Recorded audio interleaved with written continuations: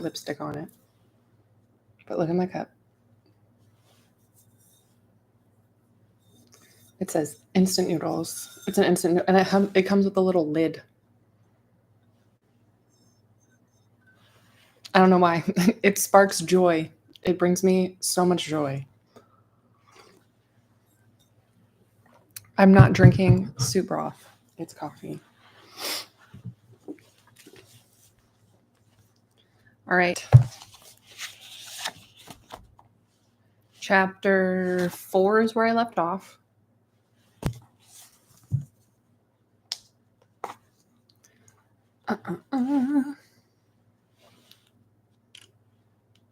Hi. Seeking Truth says hi. That was so weird. It showed your comment before it showed anyone was watching this.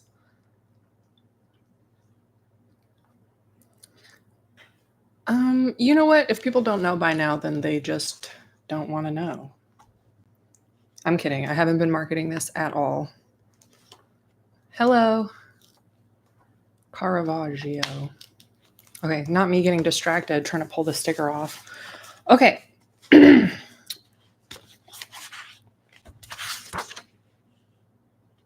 So where I left off last time, we just relived what it was like for Nansuk to get matched to Hyojin. We found out that like her family was part of the original 33 couples. There was like 3 couples that were with Reverend Moon from the beginning. And then there were like 7 couples, 21 couples, 33 couples, like all this numerology type stuff.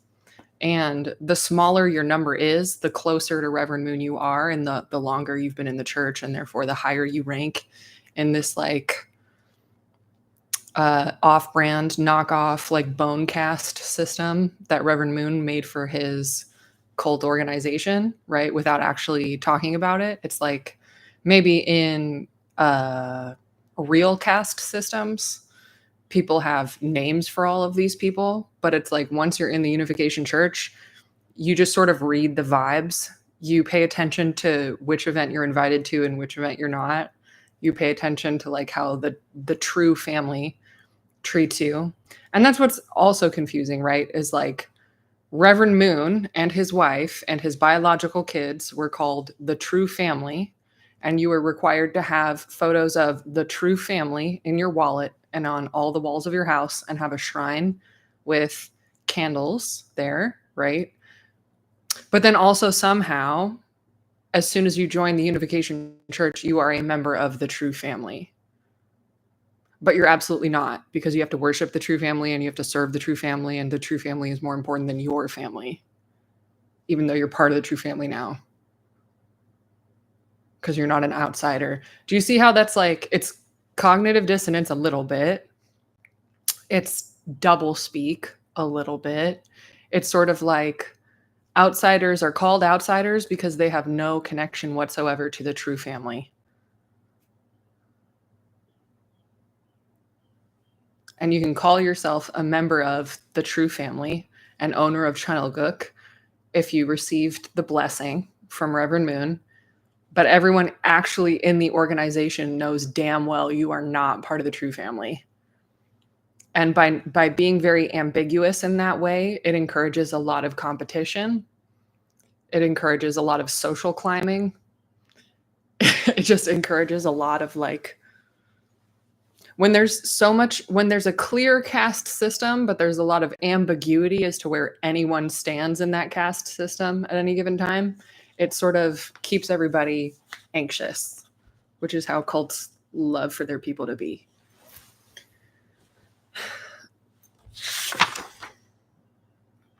The last paragraph was, as my parents and I left for home, my mother hit her head hard as she bent to enter the car. Ours is a superstitious culture. How many times in the years ahead would my mother and I ask each other why we had not seen that bump as a warning sign of the pain to come? So chapter 4. I entered the United States illegally on January 3rd, 1982. In order to obtain a visa, the Unification Church concocted a story about my participation in an international piano competition in New York City. Side note, I guess lots of people joined the Unification Church and went through with matchings and blessings specifically to get visas and green cards. Caravaggio says the cultural specificity of these universal human behaviors are fascinating to learn about. Yep. I love like sociology and anthropology.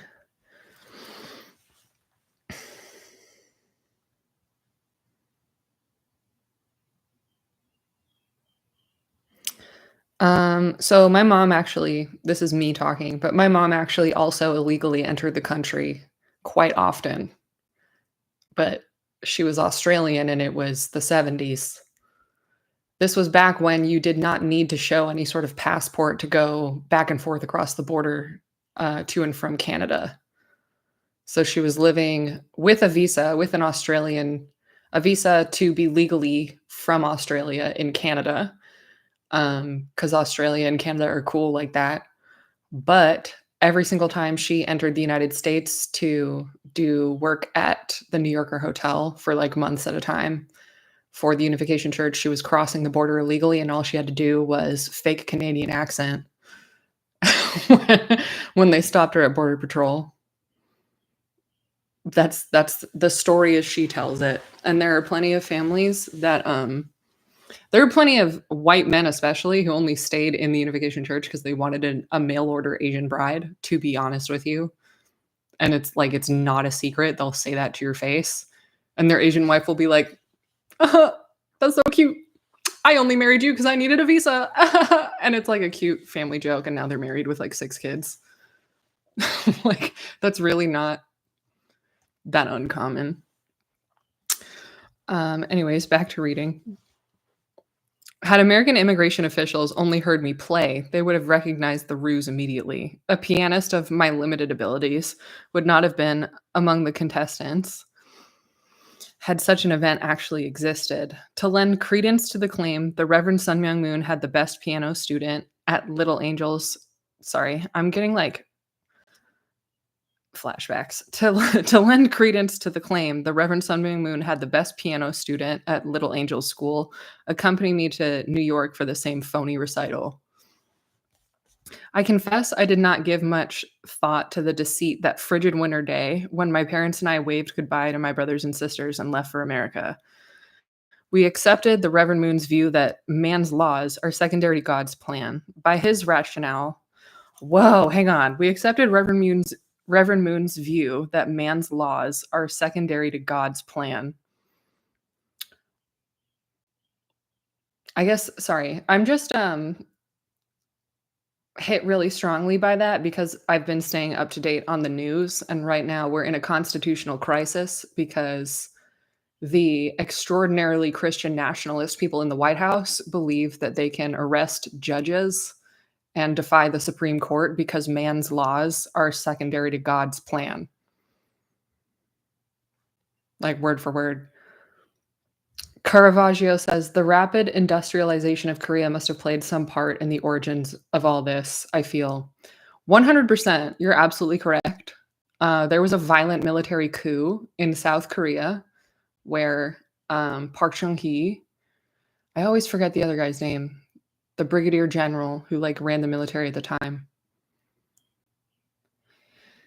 They were taught at a Japanese imperialist military school. And part of what they did as soon as they got into power was cut all of these deals with Japan for industry and then also create this cult, like force the Unification Church's paperwork through, even though it had already been rejected. Kind of like in the way that Trump is signing executive order after executive order, cutting funds here and creating departments that never existed before there, like this like Department of Spirituality or whatever the fuck that now exists. And he has like a spiritual advisor at the White House, and it's this like blonde Karen with a bob. And there's like photos of this blonde Karen with a bob having meetings with leaders at the Unification Church.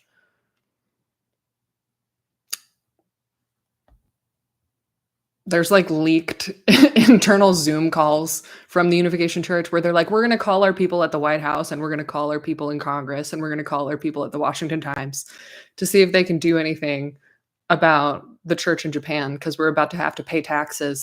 And as we all know, man's taxes come secondary to God's plan.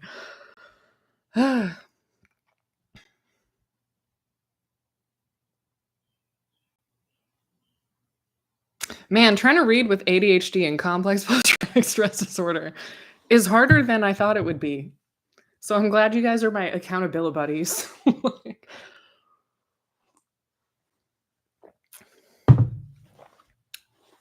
it's a mind trip leaving a cult and then seeing your cult take over the White House. Yeah. Okay. I confess I did not give much thought to the deceit that frigid winter day when my parents and I waved goodbye to my brothers and sisters and left for America. We accepted the Reverend Moon's view that man's laws are secondary to God's plan. By his rationale, a fraudulently obtained visa was no less than an instrument of God's design for my holy marriage to Hyojin Moon. Caravaggio says, not a Trump guy by any means, but I believe America and by extension the world has arrived at an intractable division of values and people, and we're moving into new political territory. I believe that the people in power today do not respect the Constitution at all and how it was written by philosophers who believed in separating church from state. And I think it's very telling that anthropologists are getting fired at universities. Anything that's not science or math is under heavy scrutiny to be cut because people who are able to have these like larger conversations about really biased assumptions, ethnocentric assumptions about what is religion and what is politics and why they shouldn't be intertwined, it speaks volumes.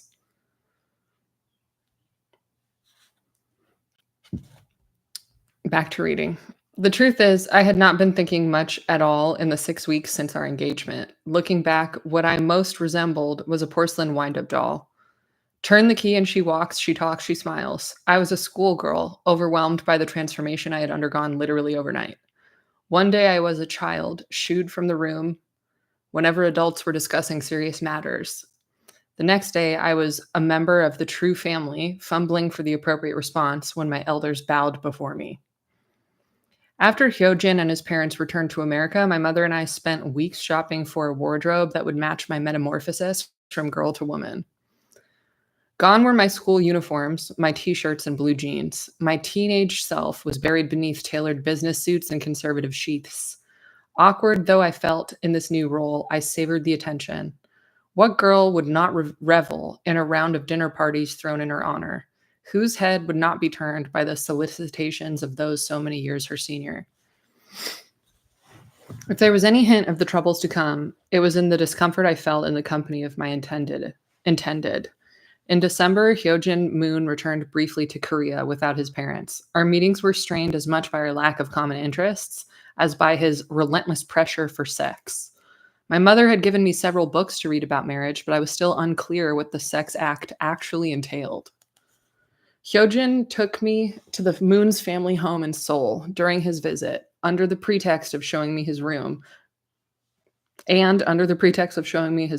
cornered me by his bed.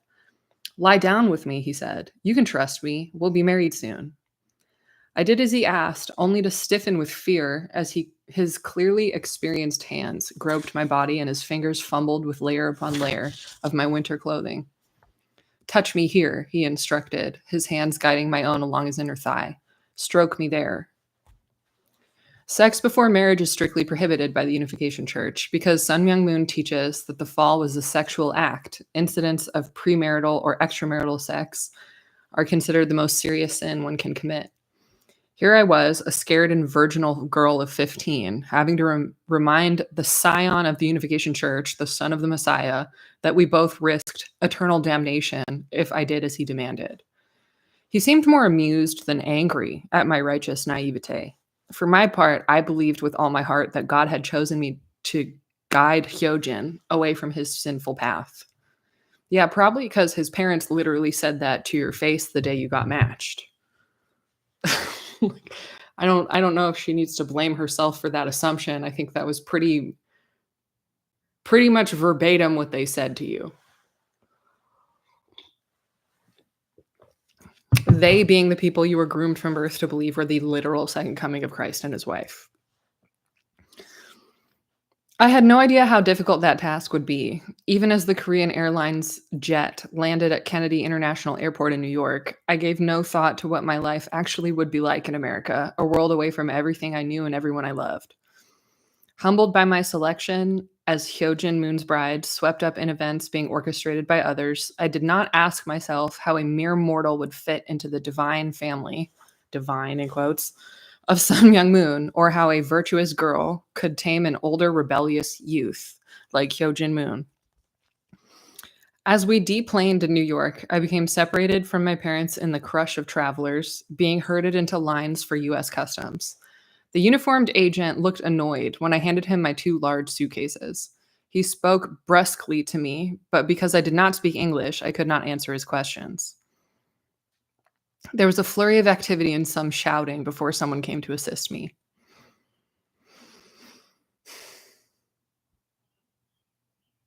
That's so interesting. I totally missed that.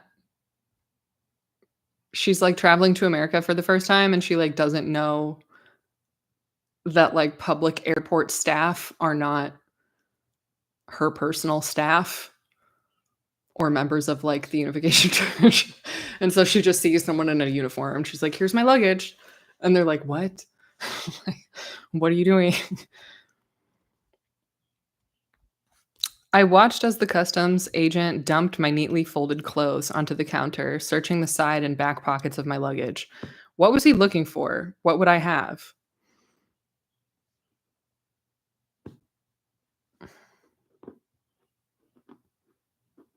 Oh, was that TSA? I didn't think they had TSA back then.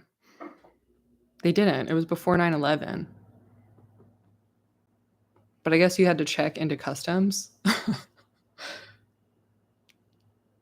Why would he be annoyed for having that's if that's his job, why is he annoyed?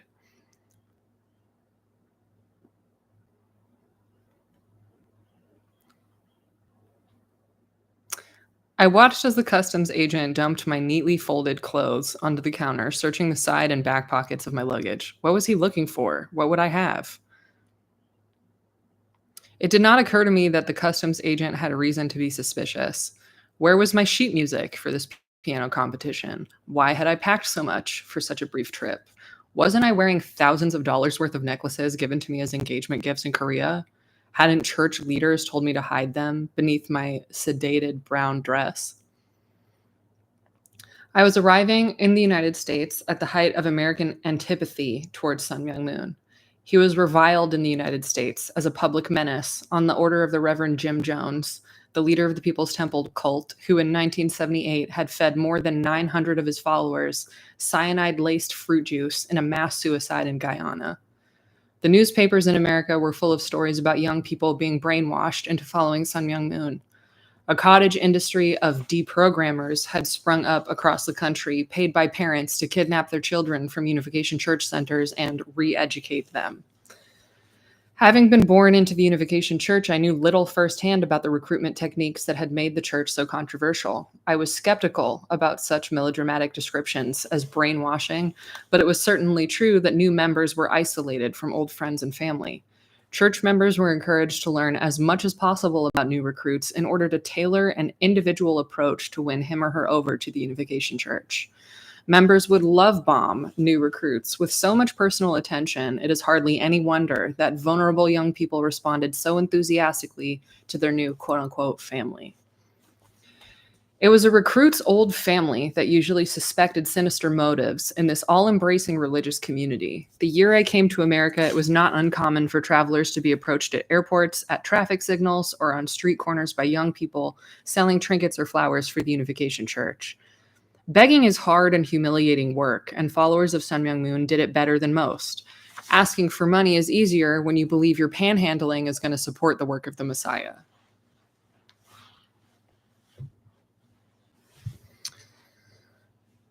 The American government had as many questions about Sung Myung Moon's finances as American parents had about his theology. Senator Robert Dole, the ranking Republican on the Senate Finance Committee, had concluded hearings on the Unification Church with a recommendation that the Internal Revenue Service investigate the tax status of the Reverend Moon and his church. Only a month before my engagement, a federal grand jury in New York had indicted the Reverend Moon, charging him with evading income taxes for 1972 to 1974, as well as conspiracy to avoid taxes. No doubt that indictment had more to do with the scrutiny I received at JFK International Airport than the size of my suitcases did.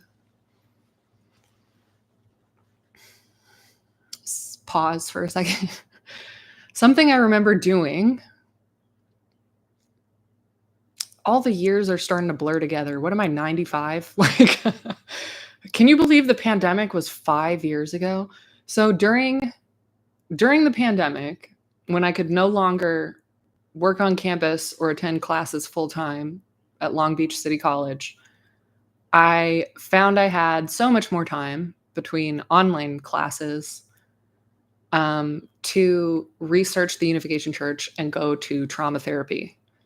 And that did two things for me. Number one, every time I would go to a trauma therapy session with a trauma-informed talk therapist, I would find myself so much more capable of sitting with really uncomfortable emotions, even when I would have rather run away and avoided those emotions or continued to numb those emotions with something stronger than one joint a day, right? And it's like when you're comfortable with your emotions, you can break through your own denial.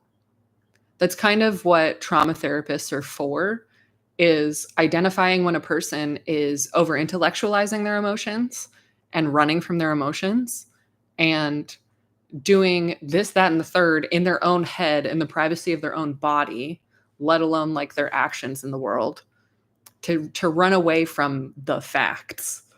And much of the time, the facts aren't even that crazy. In fact, sometimes like the facts are in that person's favor, right? So it's like something that I have learned to do for myself that I sort of just caught myself doing for Hyojin retroactively while reading this book, even though she's clearly like more educated than me, had already been to Bard College when she wrote this book, right? It's like she blamed her own naivete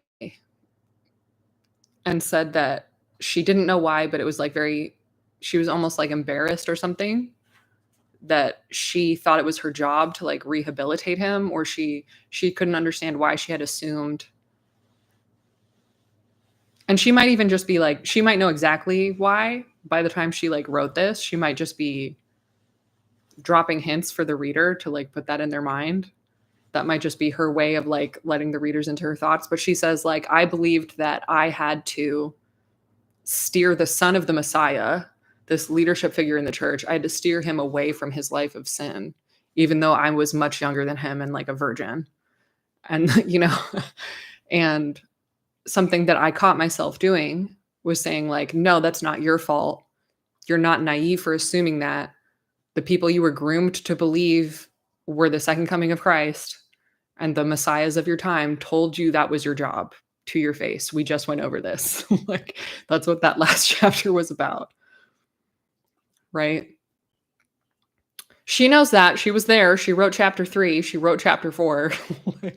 But I just like compulsively say that and do that now because it was such a groundbreaking thing for me to be like, you can be on your own team in your own head. And I think a lot of the time people are like just trying to survive the way they survived the first time they got hurt. And it doesn't occur to them to actually challenge the people who hurt them and the beliefs that they instilled in them, right? It's just, I have to cope, I have to survive because this thing happened and I'm powerless against it. It's like, well, why did it happen? Oh, because they're a shitty person and they should never have done that, not because you deserve it. Why did this happen? Because they couldn't handle their own shit. Because they knew they could hurt you and get away with it, because hurting you was easier than being an adult and facing the consequences of their own actions and taking responsibility for themselves. It should not have happened to you. It should not have happened to anyone. It does not say anything about you that it happened to you. You can't go back and change the fact that it happened, but you can thoroughly internalize the fact that you're still a good person. You always were, and you still are, right? Someone on YouTube says, "Is the author still alive? What are the chances of you being able to get an interview?" I was thinking the same thing. I don't know. Sometimes I put my foot in my mouth. Sometimes I'm not the best interviewer and I sound dumb. But like, I don't know. Maybe I can get over my fear of interviewing people and track down Hyojin. Not Hyojin. Oh my god, he's dead. Track down Nansa Kong. Not my ADHD brain. Okay. You sound intelligent enough to me. Thank you. Thank you so much.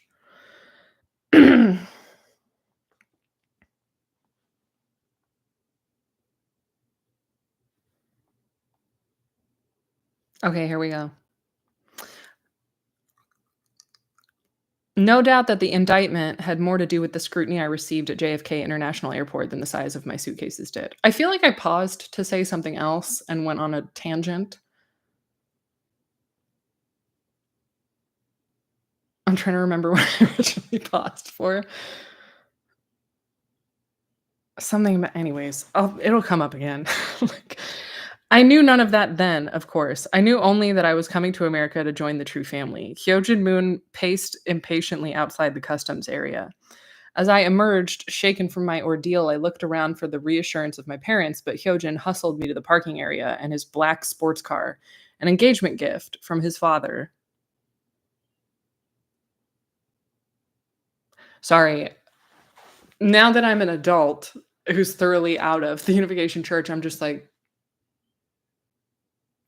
his father's being indicted for tax evasion. She's wearing thousands of dollars worth of jewels on the airplane so that she doesn't have to declare it at customs.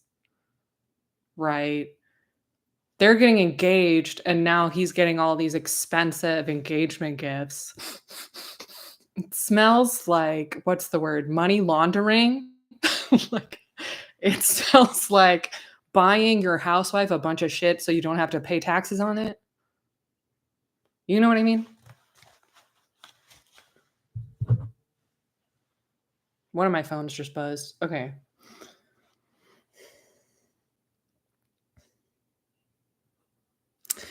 He carried a small bouquet of flowers, but was so exasperated by the delay, he almost forgot to give them to me. My parents would meet us at East Garden, he said. I was too tired to object.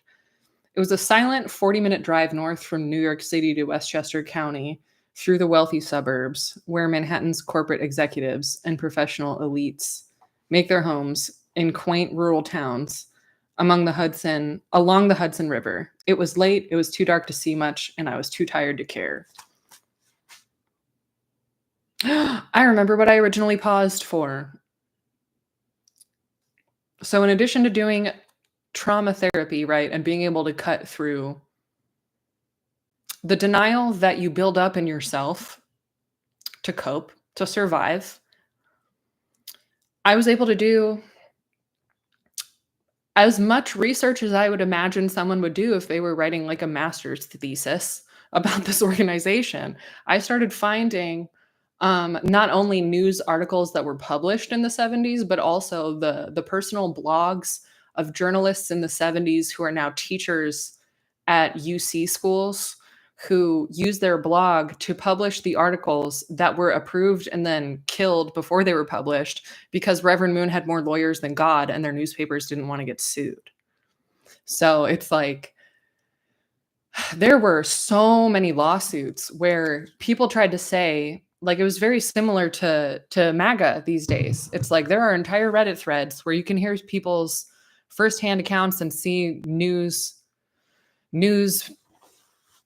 I want to say articles, but they're more just like news bulletins on local news websites of families in QAnon who murder each other, who literally like their whole family gets killed because their parents sat on their computer, went down a far right rabbit hole, got radicalized into QAnon without ever really even leaving their house.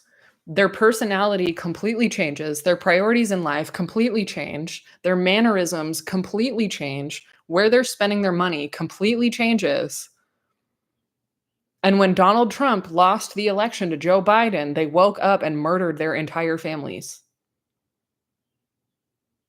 Like there is there is a podcast with Steve Hassan, um the the head developer of like a video gaming company who's like an expert in like game design, and then like a social worker who's like ex-Mormon or something. And they're talking about how like essentially QAnon was like weaponized schizophrenia, like, like a the gamification of making people crazy. And that's not even like I wish that was a conspiracy theory. I wish I had a tinfoil hat on right now. I really wish I did. But there's also like obnoxiously documented US government files saying that like the CIA will torture their ops, right? They will target and torture people psychologically until they go crazy. That is a thing that experts in torture are able to do.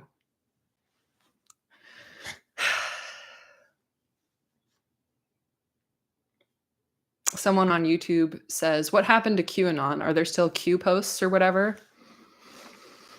I'm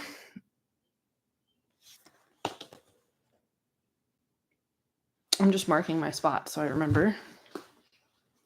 I can pick up in a second. So the real human beings behind Q and those Q drops or whatever the fuck, they were found. Like someone was able to finally track their IP address. I'm almost positive it was like two dudes in Italy, like a father and son duo or something like that. But unfortunately, in the same way that like, yeah, like a Wizard of Oz moment. Someone said, "Oh wow, a Wizard of Oz moment." And that's what sucks is like when people have been classically conditioned, love bombed, right? And trained to prioritize things in their life differently, they don't care if there's a Wizard of Oz moment. In the same way that Unification Church members did not care that Reverend Moon was successfully convicted and imprisoned for tax evasion. They did not care. My parents have read the book, The Six Marys. My parents helped protest in favor of Richard Nixon and like Watergate. Unless I'm like having a brain fart moment and my parents aren't that old. You know what I mean? It's like, but they're like in their 70s now. Like my parents were there. They know that Reverend Moon is a deadbeat dad who has had multiple wives and multiple children out of wedlock. They know that he did orgies. They had to beat each other with what looked like a cricket bat after they got blessed. They know that he went to prison for tax evasion. They know more dirt than I do. And I've been scouring anti-Mooney websites for years now. And they don't care. You know what I mean? It's kind of like imagine the way I picture it is forget the whole transcendental worldview and these crazy beliefs about like Jewish space lasers and lizard people and like whatever the fuck, right? Forget how weird it all sounds for a second. And let's assume that there's like a perfectly rational person who is in a committed relationship with someone that they thought that they knew really well and thought that they loved. And they buy a house together and they buy cars together and they spend years together and they trauma bond together, right? And they catch their spouse cheating, and then they catch their spouse cheating again, and then they catch their spouse cheating again. and they go to therapy together, and then they catch their spouse cheating again, and then they go to therapy together. And they get caught in this like cycle of abuse, right? And it's like after a point, for some people, especially people who are not being like directly physically assaulted by their partner, they stop caring. And it's this whole like sunk cost fallacy where they sort of just like lay down and accept their fate. You know what I mean? They're like, well, I'm already here. My life, if you look at my life compared to what it was before I met this person, it was so boring. I was so broke. I had no purpose. I had no daily routines. My quality of life sucked. At least I'm in a nice house with daily routines and a sense of purpose and a sense of identity. And if I leave, I'll be stripped of all that money. I'll be publicly humiliated. I'll be attacked by their lawyers. That's why I know that there are plenty of ex Unification Church members who have a bone to pick with Steve Hassan because from their mind, he took his 2 or 3 years in the Unification Church and turned that into a full-time job and has been a grifter according to them ever since. There are some like arguments for or against that because he does charge a lot for his services. But it's like, I really appreciate the work of Steve Hassan. I think there's a reason he's a PhD. I think there's a reason he's been able to sell all the books that he has. And I appreciate being able to use the term physically in, mentally out, or physically out, mentally in. There are people who might be physically in and sort of like mentally are already like, you know what? All my innocence is gone. I no longer really believe what I used to believe that got me into this situation. But like, what are you going to do? What are you going to do? And it's like, especially in the Church of Scientology, especially in Jehovah's Witness, where the written mandate of that high control group is, if you no longer believe in us, we're cutting you off forever. You will never have a relationship with your children or the most important people in your life ever again. You can't talk to them. You can't have custody over them. You can't visit them. You can't write letters to them. You can't call them. You're dead to them.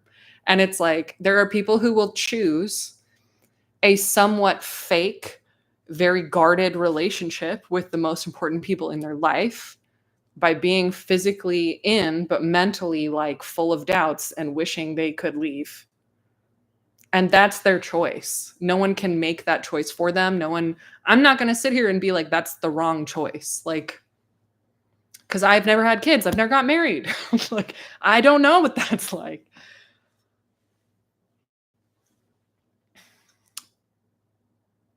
Someone says, why is that soul weary? It is soul weary.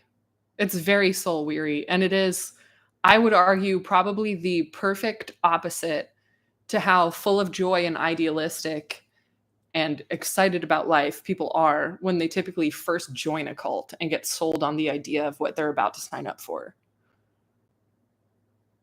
They really get hit with the switcheroo and get stuck in the most soul weary situation I think I could ever imagine.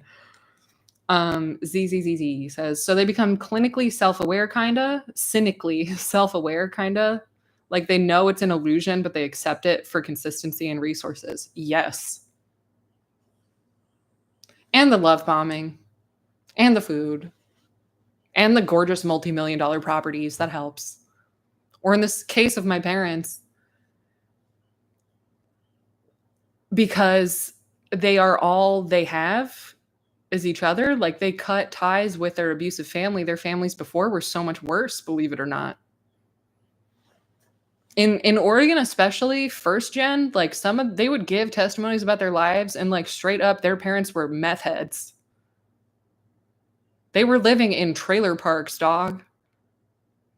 Listening to their mom get beat to shit every day and get institutionalized. If they had been born a few years earlier, their mom would have been lobotomized. Dead ass. Like, of course they're going to stay in a church where people sing Beatles songs on Sunday and have dope ass Japanese like handmade sushi and like Korean barbecue. They kind of don't care that it's a scam, you know, because what are they going to go back to? Their trailer park?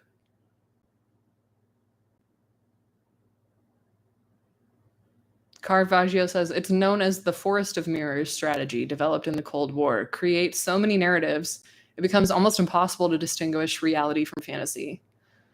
I've never heard of that one before. I'm going to have to read up on the Cold War. That's not a sentence I thought I would ever say. Yes, my auntie was Jehovah's Witness. Luckily, no one else was, so she wasn't as entrapped by fear of losing family. And you know what? Sometimes, especially in the Moonies, like, learned helplessness, isn't it? That's a comment. Yeah, that's the other thing. Is like the idea that Moonies are trapped in the Unification Church because they'll have to cut ties with their Unification Church family members, that's actually not, that's being generous. That's not entirely true. Like, in the Moonies, they're always willing to strike up a conversation with people who have left in the hopes of eventually sucking them back in. That's me being very generous. Sometimes people have literally just learned a bunch of helplessness. And part of the reason they found a guru in the first place is because they didn't believe that they knew how to make decisions in their own life. And they still don't want to make decisions in their own life. And they don't care that Reverend Moon is a money launderer. They don't care that Reverend Moon is a fraud. They look the other way because they still don't want to make decisions on their own. And I think part of the most... I wish I could be a very chill and contained, mysterious person who keeps all of her secrets. I'm not. I see such a big difference between who I was when I did this live book reading that I'm doing now with Ticket to Heaven, when I was surrounded by flowers and sunshine and plants and a pineapple that I made jokes about. And part of the reason I am not that person anymore, and there's such a stark contrast between that girl and me, is because I had to realize that the people I was renting property from and the people that I was trying to keep in my life, why? Out of loyalty, out of nostalgia. They were the people who had every ability to leave easier than me. They had more support than me, financially and emotionally. They were watching all of my content, reading all the links I sent them, sending back stuff that they found that I hadn't even found yet. And they were still just like, no, I can't.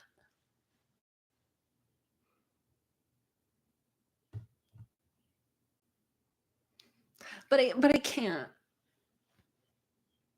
And then they would insult me. They're like, I don't want to end up like you.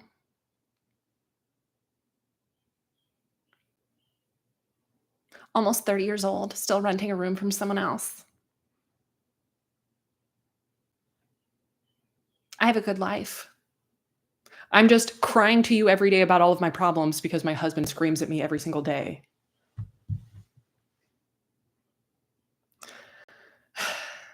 I was reading something recently and they talked by the paradoxical comfort. I was reading something recently and they talked, I'm going to assume that was about, I was reading something recently and they talked about the paradoxical comfort in authoritarianism in the sense that autonomy requires a degree of social responsibility that seems more volatile.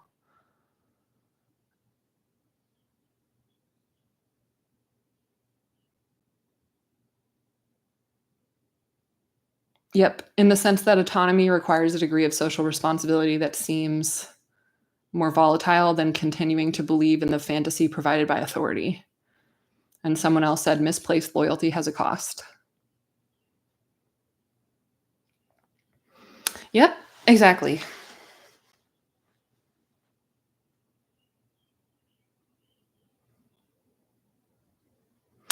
When I tell you I don't want to be on the internet, like being messy, but when I've made my point 15 times in person, and they're still just like, no, but you're crazy. And I'm smarter than you and I'm better than you because I have more money than you. Because my husband pays for everything and the church pays for everything. Okay. Like, it's crazy making. Yeah, coming face to face with people who you can tell, like, want to do good and have good intentions, and they're good people by all standards, but they genuinely are crippled by their own self-loathing, and they enjoy having no personal responsibility, and they enjoy living in delusion. They can pretty much say out loud, "Yeah, I live in delusion. I acknowledge that." And they almost enjoy calling themselves out because it feeds into this, like, self-loathing type of thing, this, like, self-flagellation. You know?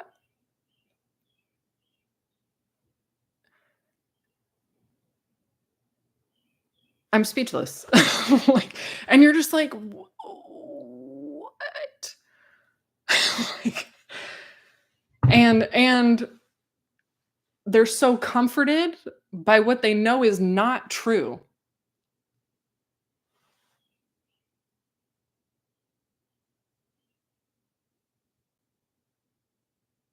And it's like, all I only need to have that conversation with someone one time to be like, "Oh, okay. I'm gonna stop saying anything to you. I'm done explaining myself 15 times. I'm done trying to advocate for myself in this friendship with you because I'm not real to you. You're in a cage in your brain, and you just enjoy being able to cry and ask me for help so that you can see me bend over backwards for you. And you want me to be helpless with you.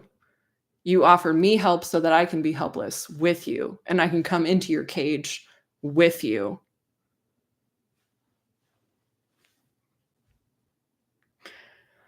Oh, that's it's almost I can almost feel in my body, that's when my Mooney conditioning turns off and runs out of runway and just doesn't know what to do, and my ratchet Portland trailer park bitch is just like, "It's my time to shine." Like, "Let's go." I don't know. I don't know how else to explain that. Like, seeking truth. I was in a Korean cult, not the Moonies though, but what you say is what I experience too when it comes to people who see the cult as not true but stay anyway. With the years, I see how they are not capable to make decisions anymore, but just blindly follow. And someone else said, "I feel like you get to be the external mirror that questions everything they do, and they can just blame their own doubts and fears on you instead of agreeing and supporting you." I love this comment section right now. Excuse me while I literally take a screenshot of this conversation. Boom.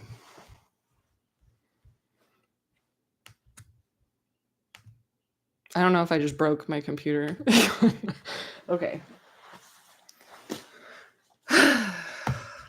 My goodness. Ah,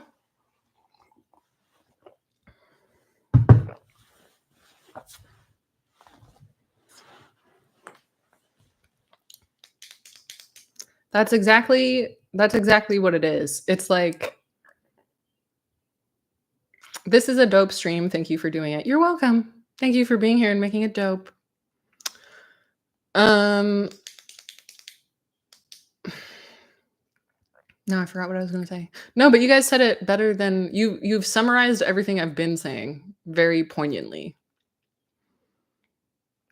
And it's like, to a certain degree, it might be more visible in some cults, like, more than others because of the specific culture of that group.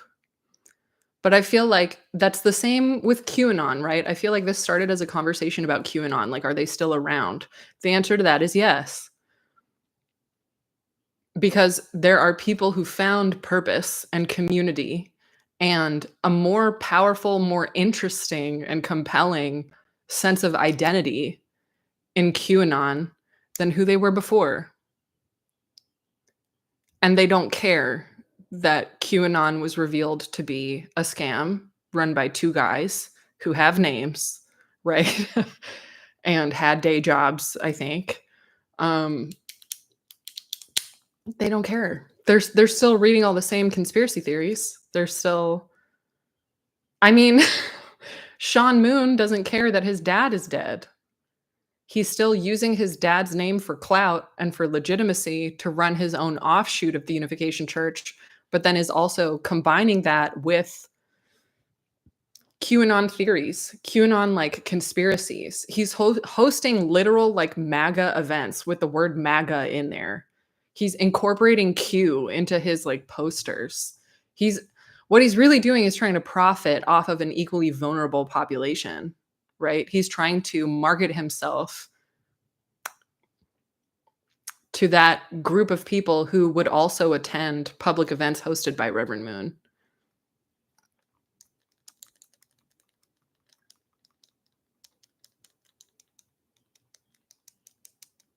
Why did they do this? I got to research.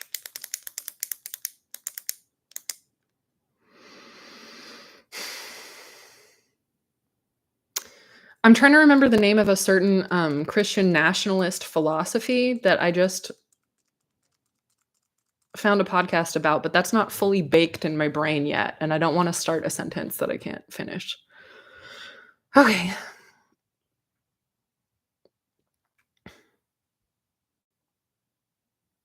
So they're driving to East Garden. I paid more attention as we drove through the black wrought iron gates. This was East Garden at last. Hyojin acknowledged the guard at the security booth and headed up the long, winding driveway. Even in the dark, I thought I could make out the exact spot on the rolling lawn that I had gazed at reverentially for so many years. In our home in Korea, my family displayed a photograph of the True family, seated on the emerald green grass of their American estate. I used to stare at that photograph, unshakable in my belief in the perfection of the individuals pictured there. In their expensive clothes, posed in front of their magnificent mansion, they represented the ideal family we prayed to emulate. I treasured that photograph in the way other teenagers treasured photographs of rock and roll stars. Break over, back to work for me. Have a great day. Thank you. Thanks for coming. Bye. The Reverend and Mrs. Moon and the 3 oldest of their 12 children greeted us at the door. I bowed down to father and mother, humbled to be in their home. I listened for the sound of another car as I was led through the enormous foyer into what they called the Yellow Room, a beautiful solarium. Where were my parents? When would they and the church elders come? Surely I would not have to converse alone with the Reverend and Mrs. Moon. As I entered the house, I stopped to take off my heavy winter boots. In Korean, one never enters a home without first removing one's shoes. Yep. Forever. Who wears their outside shoes inside? That's nasty. How dare you?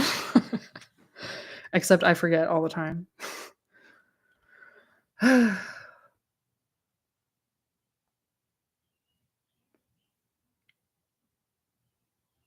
I love how she has to like spell that out for people.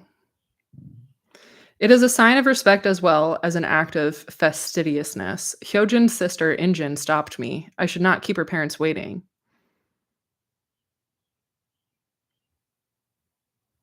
Oh, she stopped her from taking off her boots? In the Yellow Room, we exchanged pleasantries about my trip. I smiled and said little, keeping my eyes downcast. It is impossible to overstate the level of my nervousness. I had never been alone in the company of the True family. I was nearly paralyzed by a mixture of fear and reverence. I was relieved to hear the slam of a car door signaling the arrival of my parents. While our parents conversed downstairs, Hyojin took me on a brief tour of the mansion. As large as it was, the house seemed to be bursting with children and their nannies. When I arrived in America, Mrs. Moon was pregnant with her 13th child. Most of the little ones and their babysitters were asleep that night in their barracks-like quarters on the third floor. Seeing them tucked in their beds made me ache for my own younger brothers and sisters back home in Korea, especially the youngest, Jinchul, who was 6 years old. It was well past midnight when we said goodnight to the Moons, and a driver took my parents and me to Belvedere, the church-owned estate a few minutes from East Garden, where guests often stayed.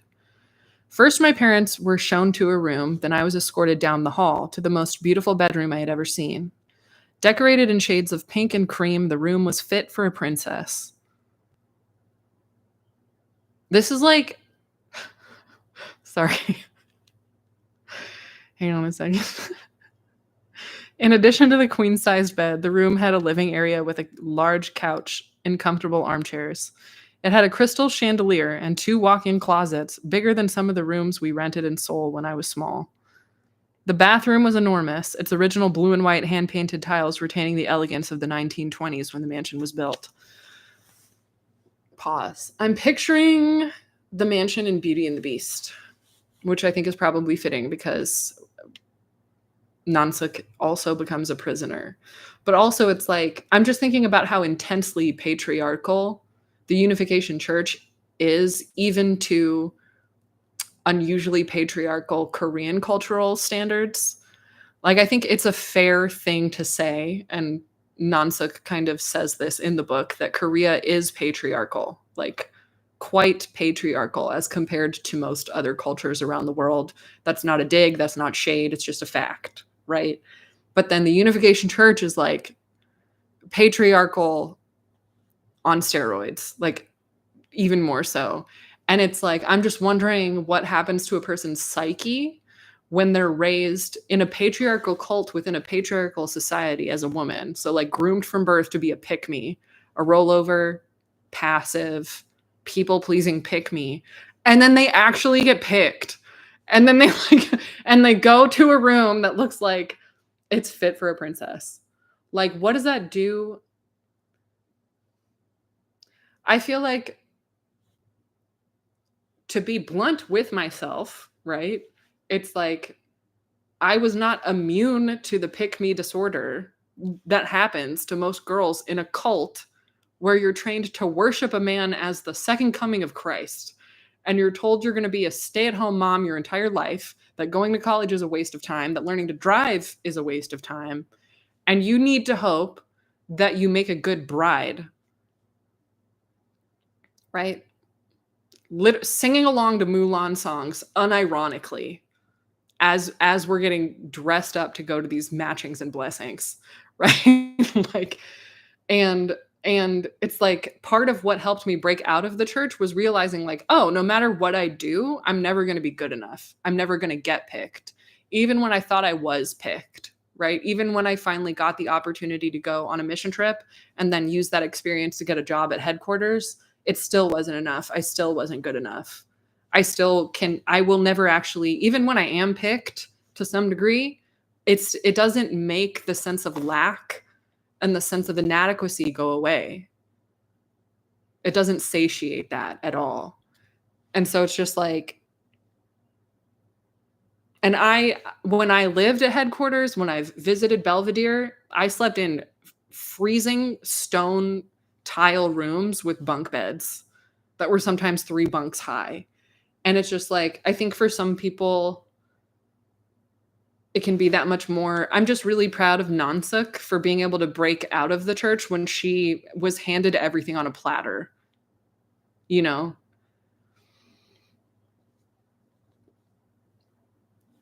Seeking truth. Isn't it strange that these cults are so authoritative, strict, and awful, but then they pretend to be a beautiful place, like with the lovely room? Look at their events, incredibly colorful, etc. Yep. Exactly.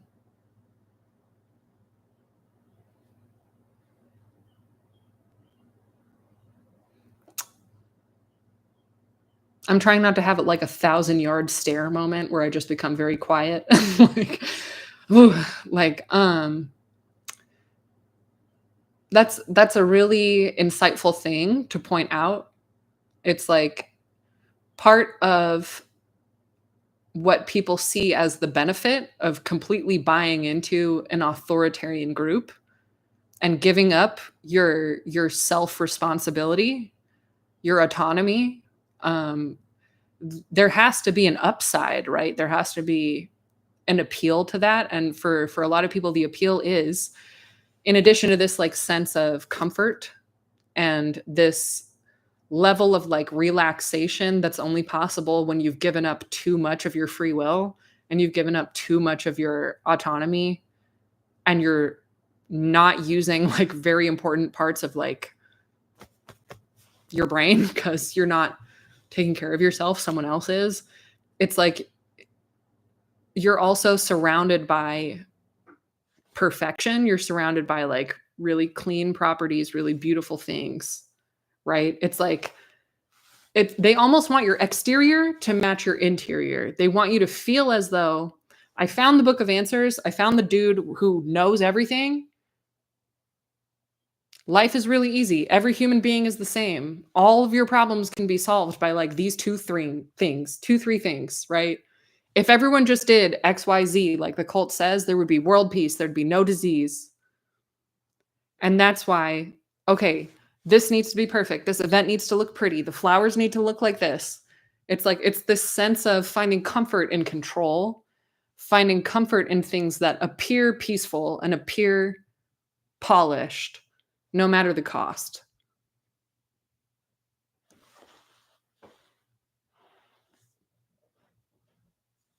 When you consider the consequences on a unique psyche soul,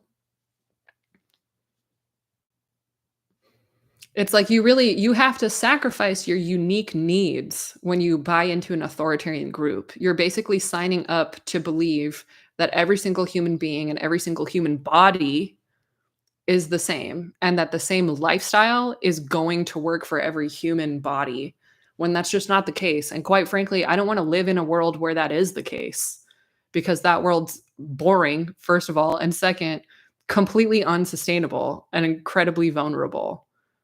Part of why the human species has existed this long and hasn't died yet, knock on wood, fingers crossed, we're starting to get close, right? It's like, is because there is so much diversity biologically and emotionally, person to person. Like, diversity makes a group of people stronger in every way, like physically, mentally.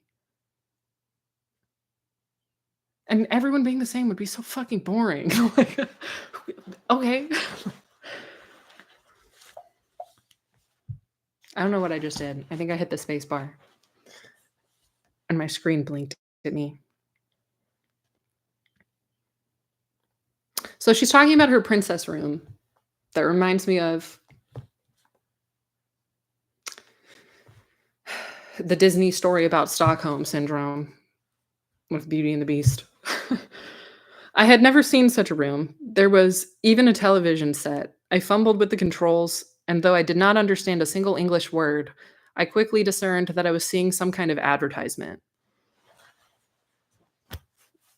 Okay, I wish I had a photograph of my expression when I realized that I was watching a commercial for dog food.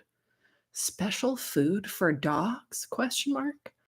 Oh, because she came from abject poverty. So this is her finally experiencing the wealth that she just married into. Special food for dogs? I was transfixed by the scene of a dog scampering across a kitchen floor to a bowl full of brown nuggets.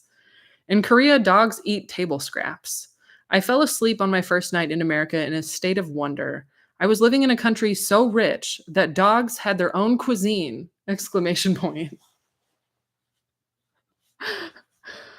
She's got a point. In the morning, a driver returned to take my parents and me to the Moon's breakfast table in the wood-paneled dining room at East Garden. This is where the Reverend Moon conducts his business and church affairs. Every morning, leaders come here to report to him in Korean about his financial enterprises around the globe.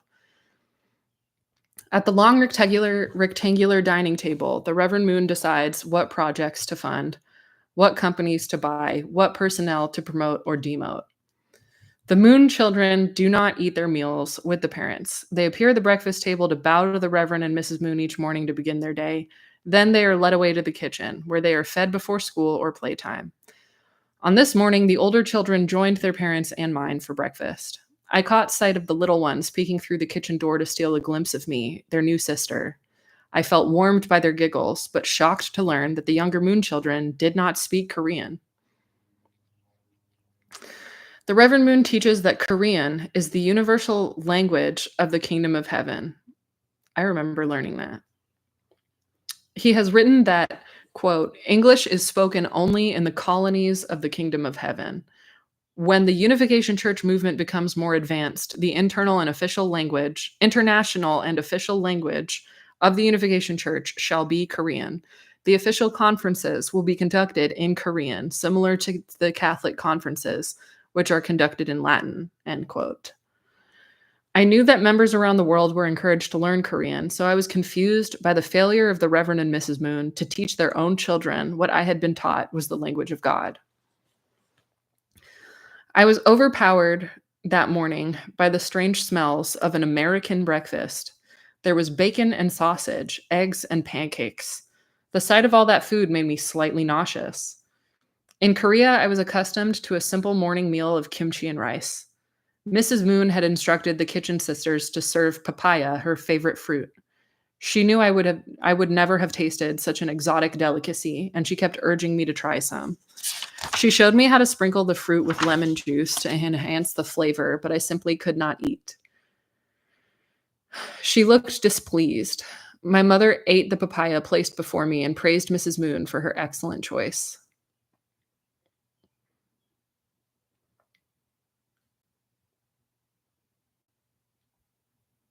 The Reverend Moon sensed my unease. He spoke directly to Hyojin.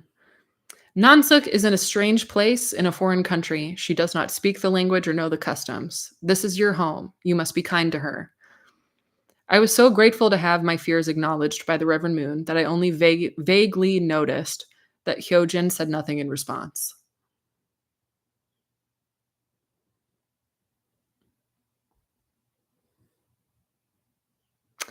I'm going to pause for a second. So it's like,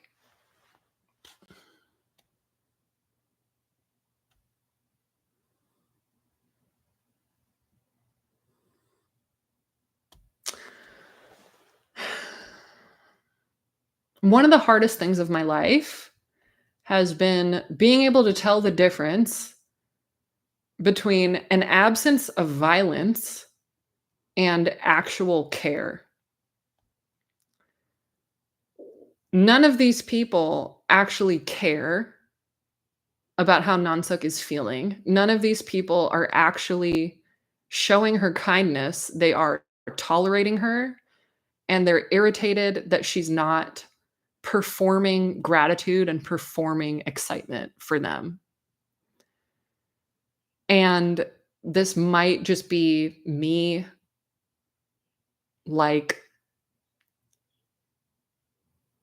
putting words in someone's mouth or projecting something that isn't there, but the way that this reads to me is it's actually very condescending for Reverend Moon to speak to Hyojin instead of her, right?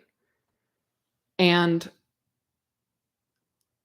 he doesn't say, like, someone on YouTube says, it's subtle. Exactly. There's a difference between an absence of violence and an absence of nasty words versus the presence of love, right? And the presence of loving words. The way that read to me was Mrs. Moon wants to be mean to her. Injanim has already been mean to her. Hyojin wants to be mean to her. Reverend Moon wants to be mean to her. But it's her first day and her mom is right there and they don't want to fuck it up. Because they know that they don't actually have superpowers and they know that her mom could ruin everything if she wanted. Right? They know that they're in a tough spot in the United States and that they're universally hated, and part of the reason for this marriage is to launder money. So passive aggressively, Reverend Moon looks at Hyojin and says, "Be nice to her, even though you want to fill in the blank." I understand your little wind up doll right now is not performing because God forbid she's actually tired and shell shocked, culture shocked right now. But we're going to ignore the fact that we want to be mean to her for being a human being. And we're going to perform niceness for her mom and for her so that she doesn't catch on to how vicious we are quite yet. That's how this reads to me. And it took me so long to be able to identify that. I would feel it everywhere with Moonies. I would feel it so strongly. And if I showed too much distress, they would pounce on me and be like, "What's wrong? What are you doing? Like, why do you look like that?" You know, and it's like, and if I tried to talk about it, they'd be like, "No, we've been nothing. We've been nothing but kind to you." But there's a difference between an absence of violence and actual love. Are you performing kindness without ever actually being like, are you performing niceness without ever actually being kind? Or are you sincerely a kind and conscientious person, understanding what this individual in front of you needs as a unique individual, whether or not you perform kindness and propriety? Key difference. I just got a notification that my thing needs to be plugged in.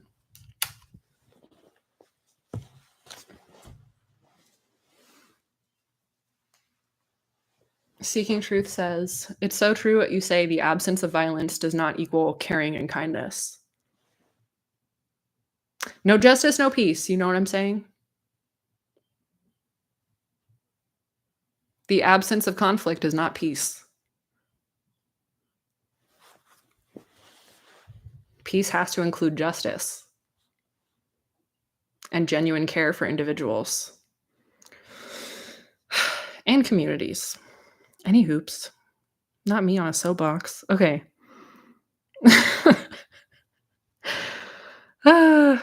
Hyojin did come to see me at Belvedere, but his few visits were not reassuring. They only reinforced how ill-suited we were to one another. I was afraid of him. He would try to embrace me and I would pull away. I did not know how to be with a boy, let alone a man I was soon to marry. "Why are you running away from me?" he would ask. How could I tell him what I was too young to understand myself? I was honored to be the spiritual partner of the Son of the Messiah, but I was not ready to be the wife of a flesh and blood man.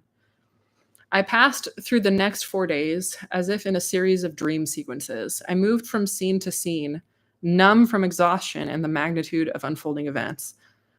I went where I was directed. I did as I was told, concerned only that I make no mistakes that would displace or displease the Reverend and Mrs. Moon. Mrs. Moon took my mother and me shopping at a suburban mall. I had never seen so many stores. Mrs. Moon gravitated to the most expensive shops. At Neiman Marcus, she selected unflattering, matronly dresses in dark colors for me to try on. She chose bright red or royal blue outfits for herself. Gee, I wonder why. Could it be because her husband said that she was prettier? Could it be because she knows that her husband has orgies with other women on a recurring basis? I guess we'll never know. The passive aggression.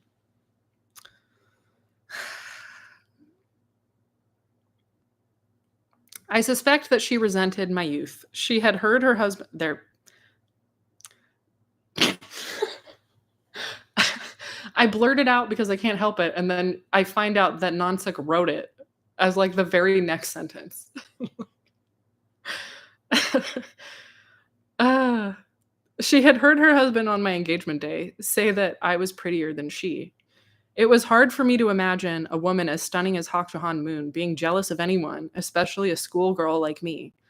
She had been only a year older than I when she married Sun Myung Moon. At 38, pregnant with her 13th child, she still had the flawless skin and facial features of a great beauty. She was outwardly gorgeous to me, summoning me to her room that first week to give me a dress she no longer wore and a lovely gold chain. Oh, she was outwardly generous to me. I took the chain off in her bathroom as I tried on the dress and mistakenly left it on the sink. She sent her maid to me later at Belvedere to give me the necklace.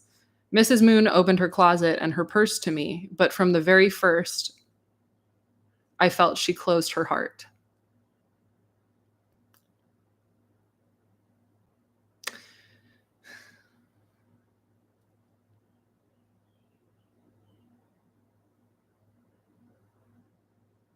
So these are my own thoughts, right? I feel like Nansuk as a writer has been hinting at that in terms of like how come Reverend and Mrs. Moon tell everyone that once the Unification Church obviously takes over the entire planet and becomes more advanced, everyone is going to be required to speak Korean as the official language.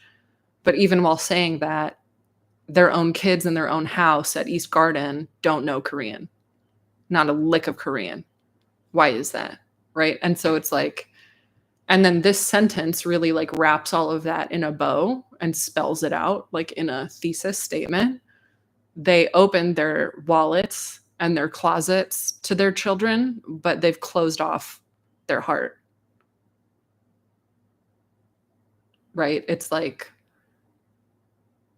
they're making rules for members. They're very, very involved with the lives of the church members because those people are who they are getting their money from.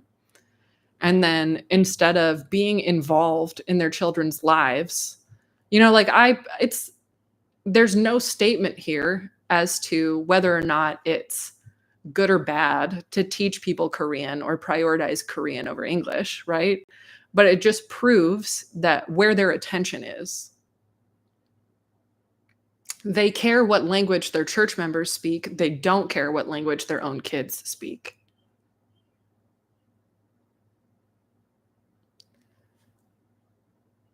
They want Americans who already speak English to learn Korean. They don't care if their Korean children learn Korean. They want their Korean children to keep speaking English.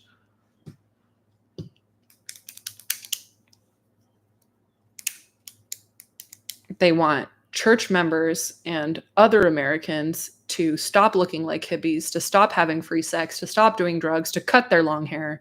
Meanwhile, Hyojin, their oldest son, is growing out his hair and actively doing drugs.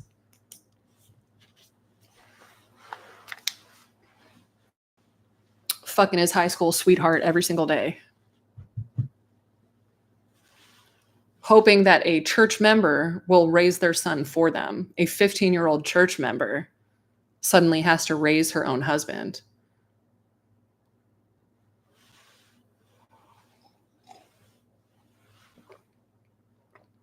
And they think they can pay her to do that with deliberately ugly dresses that don't fit and a gold chain that she doesn't want anymore. Secondhand jewelry, right? There's nothing wrong with secondhand jewelry. I'm just saying, how come Mrs. Moon gets to go shopping as much as she wants?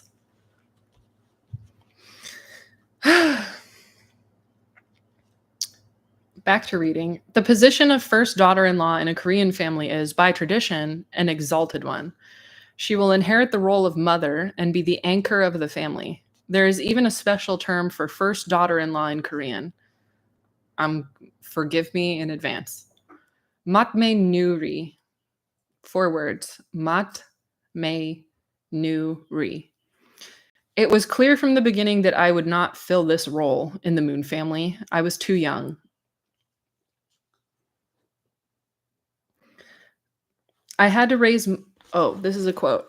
I had to raise mother and now I have to raise my daughter-in-law too, the Reverend Moon always said.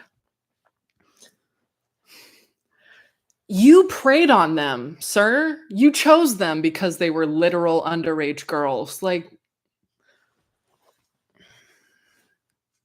I used to pray to you? Sorry, I'm having a moment. Like, I have a photo of me writing this dude's names on my arms as I jump out of a plane and go skydiving. I have the symbol that this man wrote tattooed on my back. And now I'm just like, who the anyway.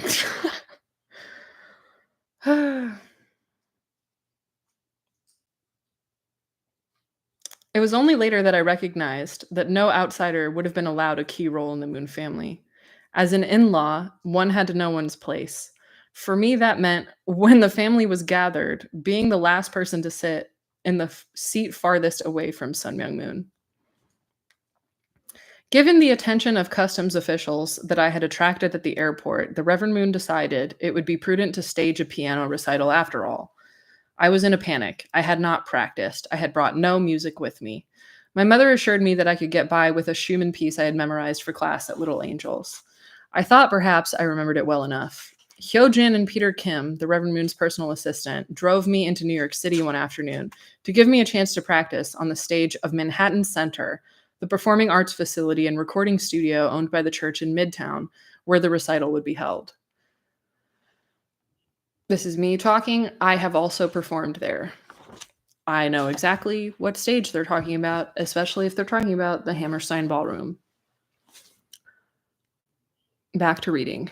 I sat alone in the back seat of one of the Reverend Moon's black Mercedes, staring out at the city as its skyscrapers came into view. I knew I should be impressed, but it was a cold, gray January day. My only impression was how lifeless New York City seemed. In retrospect, that dead feeling may have had more to do with my own emotions. They were as frozen as the concrete landscape outside my window.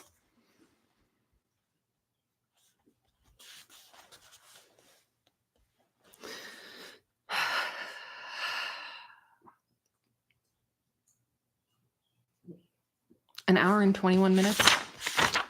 How many pages we got? It's not that bad. Okay, so pause.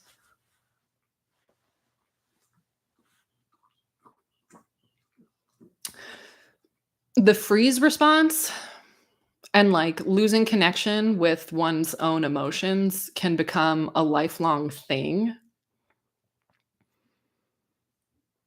I know that I personally tend to like over intellectualize my emotions instead of feel them. And I feel like that's a really, really, really common thing um, for people who have experienced trauma where they live, where like the people who are traumatizing you live under the same roof as you and largely control what you do and where you can go. Someone said frozen emotions. Exactly.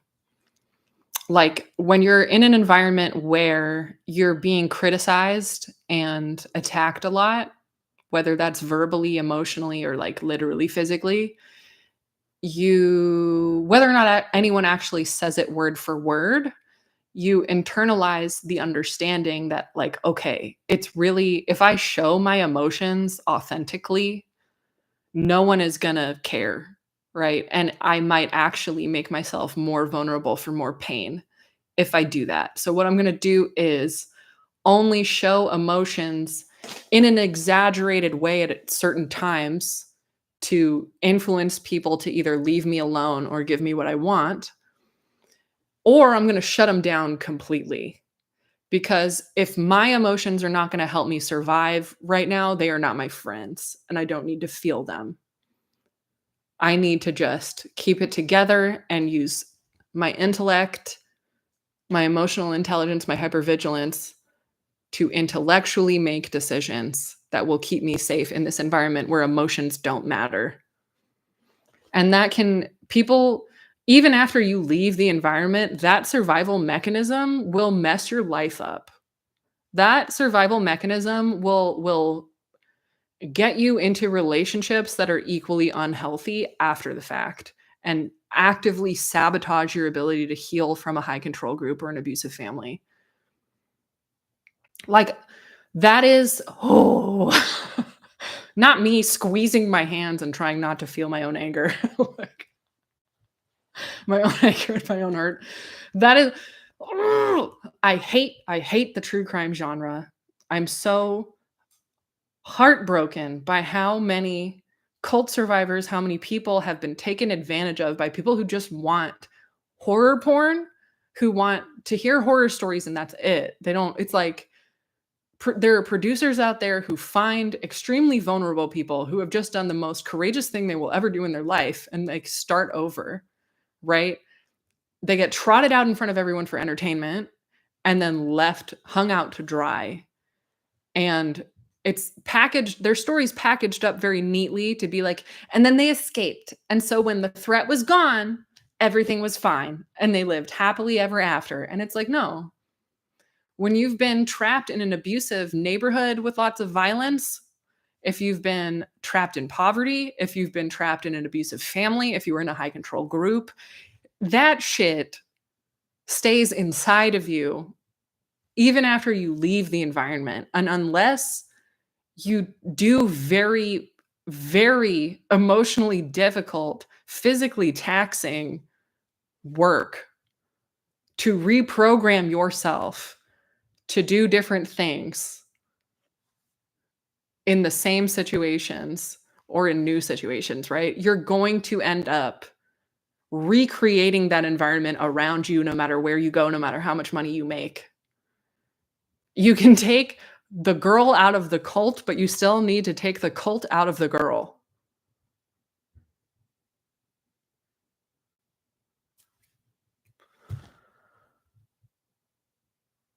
Someone asked, how do you tap into your creativity to express your creativity?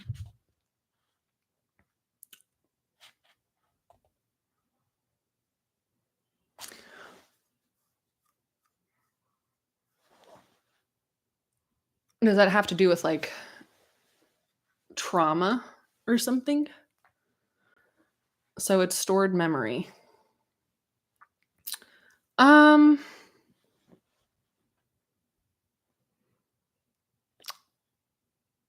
when you bring your trauma with you everywhere, it's not necessarily even stored memories that you're sort of intellectually copying. It's sort of like if a plant had to grow in the dark. And so instead of growing straight up, the plant grows completely horizontal and sideways and loops around to try to find the one tiny sliver of sunlight, right? That's what the nervous systems of traumatized people are like, right? It's like for people who are raised in safe environments where they can trust that the people around them care about their emotions and care about their safety, and they can trust that if they are vulnerable and they create conflict with the people around them by saying what they need and doing the opposite of what is expected of them because they have unique emotional needs in that moment, people who are raised in safe environments can trust that they're not going to be physically harmed for creating that conflict. They're not going to be shamed for making things harder for everyone. In fact, they're going to be cherished for that. They're going to be hugged. They're going to be like, "Oh my god, thank you so much for telling me. I love you so much. My favorite thing to do is to learn more about you and help meet your needs because that's what connection is," right? It's like authentic human connection is being like, "Hey, I'm a unique person with unique needs. I appreciate what you're doing. I see the effort. I respect it. I actually need this. And when you do this, I actually really don't like it because this." And then the other person, instead of taking it personally, turning it around and blaming you for it, punishing you for it, right? That would be the emotionally stunted response. That would be the authoritarian response. Real human connection is being like, "Oh, wow. I'm so sorry I messed that up. I guess you don't know what you don't know. Thank you for telling me. You learn something new every day. Here, let me adjust my behavior. Awesome." It could be that easy, right? But and it takes when someone's nervous system is so used to being attacked for having needs and for creating conflict, that it's like it has so much less to do with your intellect and your own decision making and the language processing part of your brain, and has so much to do with your muscles and your nervous system and the more like physical animalistic expression of emotional energy. And that's why if you read books like Your Body Keeps the Score or alternatives to that, because some people really don't enjoy how that was written, it's like when you go to trauma therapy, talk therapy can only take you so far. Sitting in a chair and doing EMDR and doing talk therapy can only take you so far. Part of trauma therapy is spending time outside in nature, first of all, and doing grounding exercises, but it's also rigorous physical exercise, doing like physical activities that strengthen the relationship between the right and left sides of your body and the right and left side of your brain. Because all of these conflicting emotions, someone said the forest of mirrors. What a forest of mirrors does is drive a wedge between your animalistic nature and what your body knows to be true based on like feelings and your intuition versus the language processing center of your brain that figures out what's acceptable to do socially and what's not acceptable to do socially. I hope that makes sense. Part of melting frozen emotions is not just articulating memories that are really scary through creative projects or articulating and conceptualizing what happened to you visually or like through a song. It's also literally exercising until you cry and getting those stored emotions out. Doing slow and steady exercises that focus on your coordination so that your right and left side of your brain start talking to each other again more than they've been able to for years. I wear both of these bracelets because before I moved to California for 7 years, part of what gave me the clarity and the courage to file a restraining order against my parents, realized that they were always going to countersue me, always going to fight about it, always trying to drag my ass back to court when I didn't even really want to live in Oregon that bad at the time anyway. I was like, fine, I'll move to California. While I was going through that, I went to a women's only gym that sold these at the counter, and doing yoga made me cry like a baby because I could feel the stored trauma in my abdomen. And that experience validated me in a way that no one else's words could. When I found the trauma that everyone was telling me wasn't real in my own body, and I felt humiliated because I couldn't stop crying, and literally none of the other women there cared, and they loved seeing me cry, and they hugged me when I cried. I was like, period.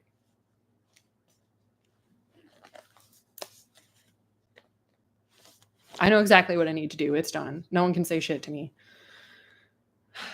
Seeking truth. This is interesting information to work to overcome trauma. The body doesn't lie. Correct.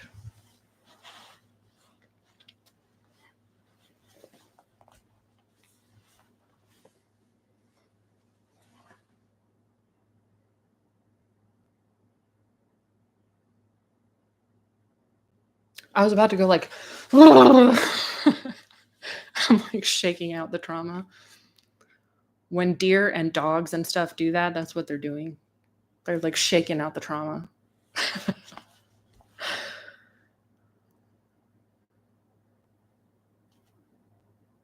Anyways, an hour and 33 minutes.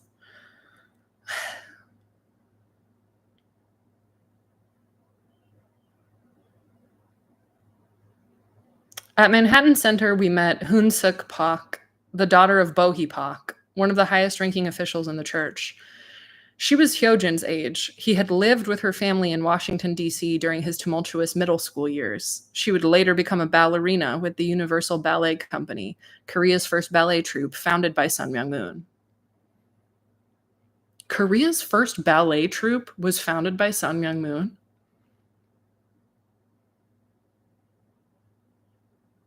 They greeted one another warmly in English, though both spoke fluent Korean. I stood there mute while they chatted at great length. I could feel my cheeks burn. Why were they ignoring me? Why were they being so rude? I got even angrier when Hyojin left me in a small anteroom while he went to talk to some other people. Stay here, he instructed, as if I were a puppy he was training to obey. I felt a surge of that familiar stubborn pride that had provoked so many childhood arguments with my brother Jin. As soon as Hyojin was out of sight, I went exploring. The Performing Arts Center is adjacent to the old New Yorker Hotel, now owned by Sun Myung Moon. The church uses the hotel to house members. The entire 13th floor is set aside for the True family to accommodate them on their overnight stays of New York City. I wandered around, jiggling the doorknobs of locked rooms. Pause real quick. I lived in the New Yorker Hotel? No. I lived at 4 West 43rd Street and would commute to the New Yorker Hotel. But the New York, wait. Nope, both. So 4 West 43rd Street and the New Yorker Hotel, like when I went there, they were both owned by the Moonies and they had been for a long time. And I can't even tell you how surreal it is to be in a building that looks like really professional on the outside. And like there will be regular normies like walking in and out of the lobby. And then when you're actually in the in group and you like go up an elevator and you get on a certain floor and the doors open and it's like, oh, a billionaire had too much time. And they like ripped out the entire interior of that floor and made it a whole different environment. And then you go to the next floor and that's like where the members live and it's like trash. It's like mice, dust bunnies, bunk beds, fucking leaky ceilings. Go to the next floor, it's like marble, open floor concept, $1,000 furniture. I was just like, is this like, I can understand why I was dissociated for so long. Like, it's just like, is life even real? Is money even real? Do laws matter? Like, is life a simulation? Like, what is happening? And now she's like going around the New Yorker.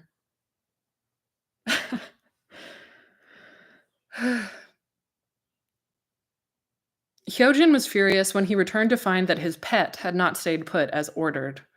You can't just go off like that. You're in New York City. It's dangerous, he screamed. Someone could have kidnapped you. I said nothing, but I thought, Pooh, who would kidnap me? She really said, Pooh. Pooh, who would kidnap me? Mostly I hated that this rude boy thought he could tell me what to do. Hundreds of church members filled the concert hall on the night of my performance. I was a small part of the evening's entertainment. I was the third of several pianists to play. I wore a long pink gown that my mother had bought for me before we left Korea. My stomach was doing somersaults, whether from the sushi I'd eaten at lunch or from the prospect of performing for the True family, who were seated in the theater's VIP box. Injin, Hyojin's sister, spooned out Pepto-Bismol for me to drink. It worked. I thought of that pink liquid as I did dog food, one of the wonders of America. I played too quickly. The audience did not know I was done, so there was a delay in the applause. I was just relieved that I had made it through the piece and only missed a few notes. As soon as I got backstage, Hyojin and Injin told me to change into my street clothes. I did as they said, not realizing there would be a curtain call for all the performers at the end of the evening. I could not go on stage dressed so casually, so I took no bows with the others.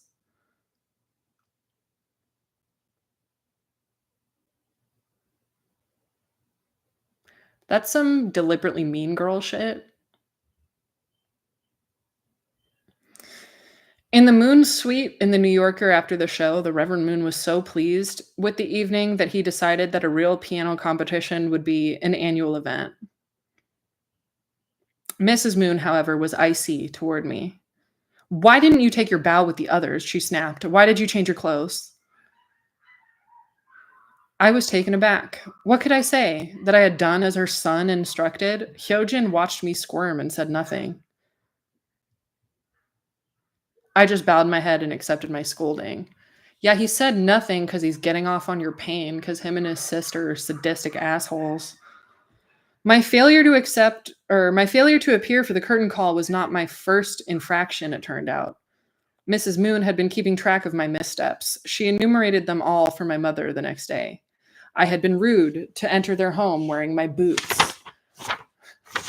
I had been careless to leave the necklace on the sink. I had been ungracious not to eat heartily at mealtime. I had been thoughtless not to take a bow at curtain call. In addition, she told my mother, Hyojin complained that my breath was stale. Mrs. Moon sent my mother to me with words of caution and a bottle of Lister Mint mouthwash. I was devastated. If first impressions were the most lasting, my relationship with Mrs. Moon was doomed my first week in America. The wedding was set for Saturday, January 7th, in order to accommodate the school schedules of the Moon children. There was no marriage license. We had no blood tests. Blood tests? I was a year below the legal age to marry in New York State. My holy wedding to Hyojin Moon was not legally binding.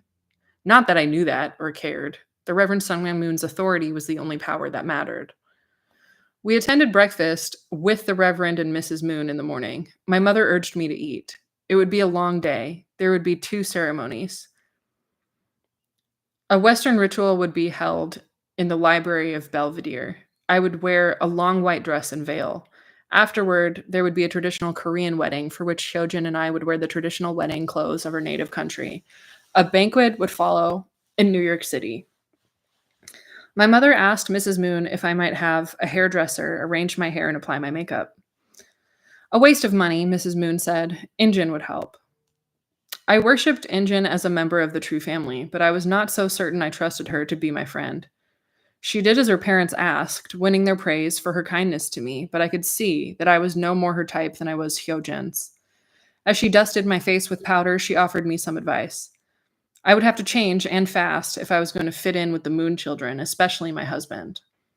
I know Hyojin better than anyone, she told me. He does not like quiet girls. He likes to have fun, to party. You need to be more outgoing if you want to make him happy.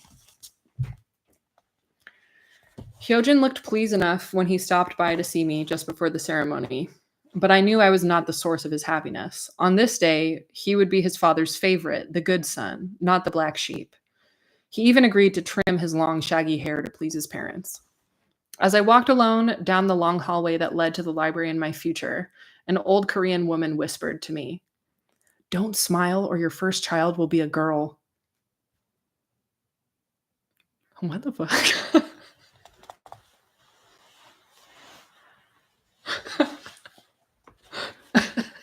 That might be the most quintessentially Korean wives' tale I've ever heard in my entire life.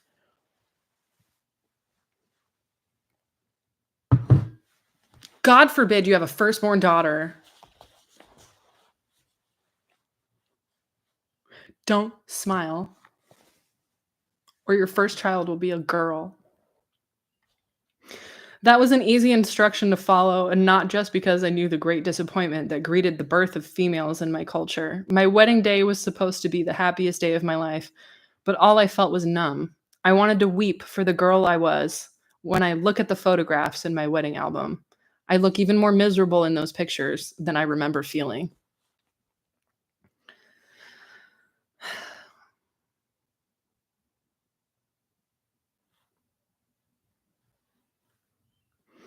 There was a crush of people on both sides of me.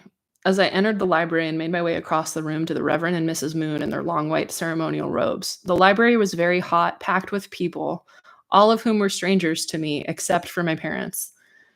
It was an impressive room, its dark wood-paneled walls lined with old, unread books, its high ceilings hung with chandeliers.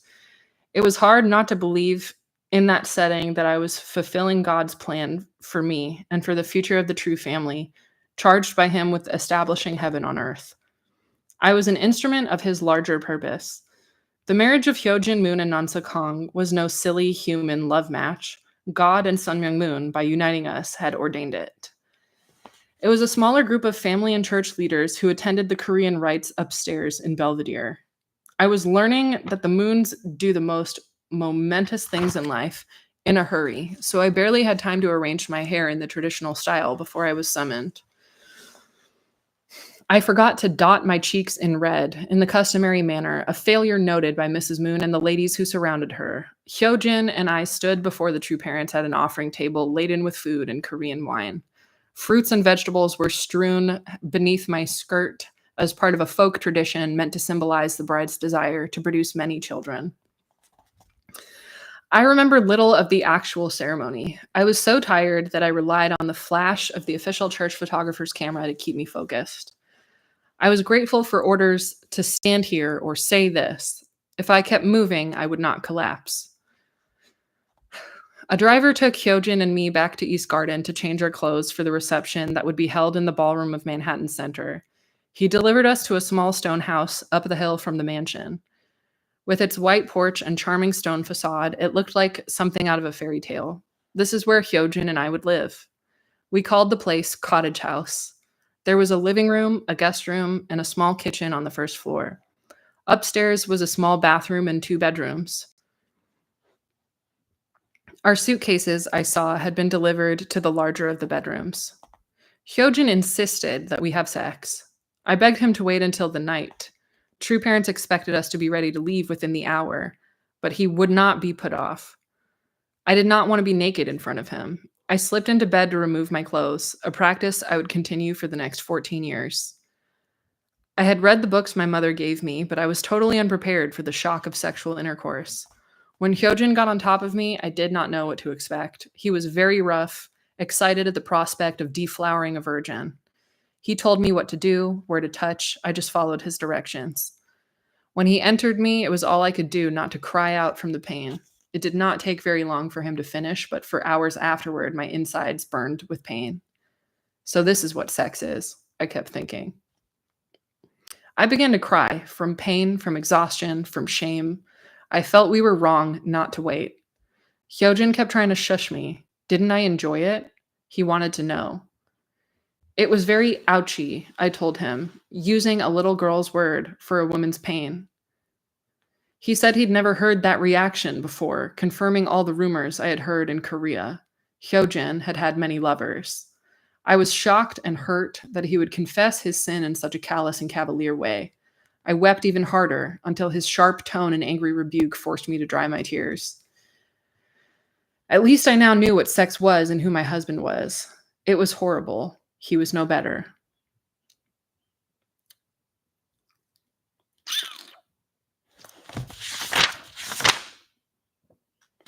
While we were dressing, a kitchen sister called to say that true parents were waiting for us in the car.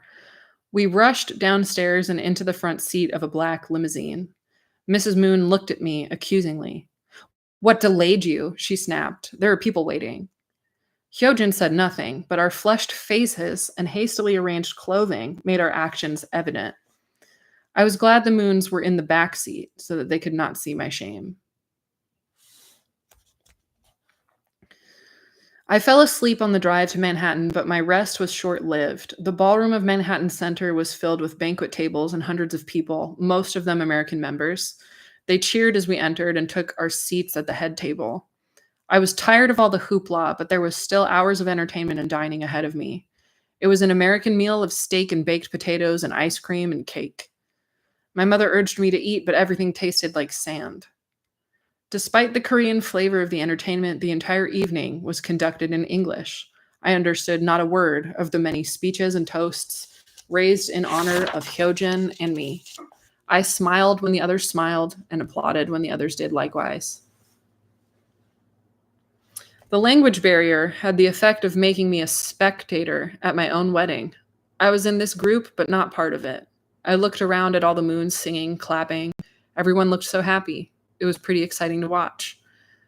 I was yanked out of my isolation when my father, who also did not understand English, told me he suspected I would be asked to make some brief remarks. "In English?" I asked, terrified. No, my father reassured me. "Hyojin will translate for you." My father told me to keep it short, to thank God and the Reverend Moon, and to promise to be a good wife to Hyojin. When the time came, I did as my father said. The room erupted in shouts of, "What did she say?" from the non-Korean audience. "Oh, it was nothing important," Hyojin told them, as he went on to make his own remarks in English, to tumultuous applause.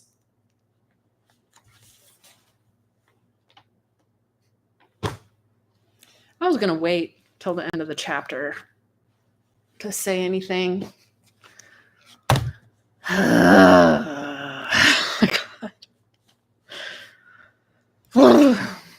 Yep, gonna wait till the end of the chapter.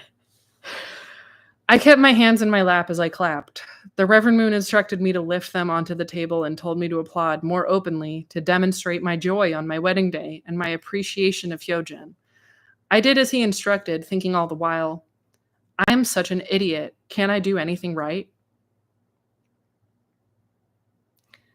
The festivities did not end even after we returned to East Garden. It's a Korean tradition for wedding guests to strike the soles of the groom's feet with a stick for his symbolic thievery of his bride. Back at Cottage House, Hyojin put on several pairs of socks in preparation for this ritual assault. The Reverend and Mrs. Moon laughed as church leaders tied Hyojin's ankles together so he could not escape. Every time they hit Hyojin's feet, Father would express mock outrage. "Stop, I will pay you not to hit my son." Those wielding the stick would take his money and resume their beating. "I'll give you more money if you stop," the Reverend Moon would shout, and again the laughter would begin as they stuffed Father's money into their pockets and began hitting Hyojin again.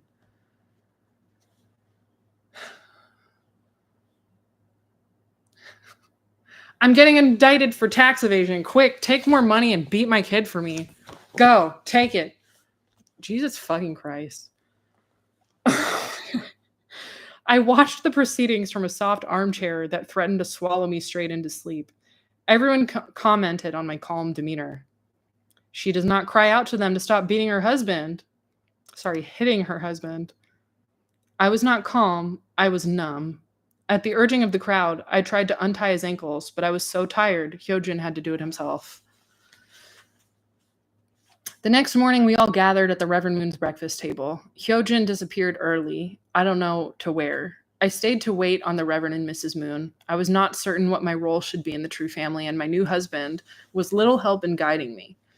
I fell naturally into the role of a handmaiden to Mrs. Moon. It was not until after the wedding that anyone suggested to me that Hyojin and I might pick a honeymoon. He wanted to go to Hawaii, but the Reverend Moon suggested Florida instead. Ours was not a conventional wedding trip. We made an odd threesome. Husband, wife, and personal assistant to Sun Myung Moon. The Reverend Moon had handed his assistant, Peter Kim, $5,000 with instructions to drive us to Florida. No one told me where we would be going or what we would be doing. My mother, accustomed to the formality of East Garden, packed a suitcase full of prim dresses for me, and I tossed in a single pair of blue jeans and a t-shirt. Peter Kim and Hyojin sat in the front seat of the blue Mercedes. I sat alone in the back. They spoke in English for the 1,100-mile trip down the East Coast. My sense of isolation was complete. The two men decided where and when we would stop to eat or sleep. I remember fighting off tears at a gas station restroom.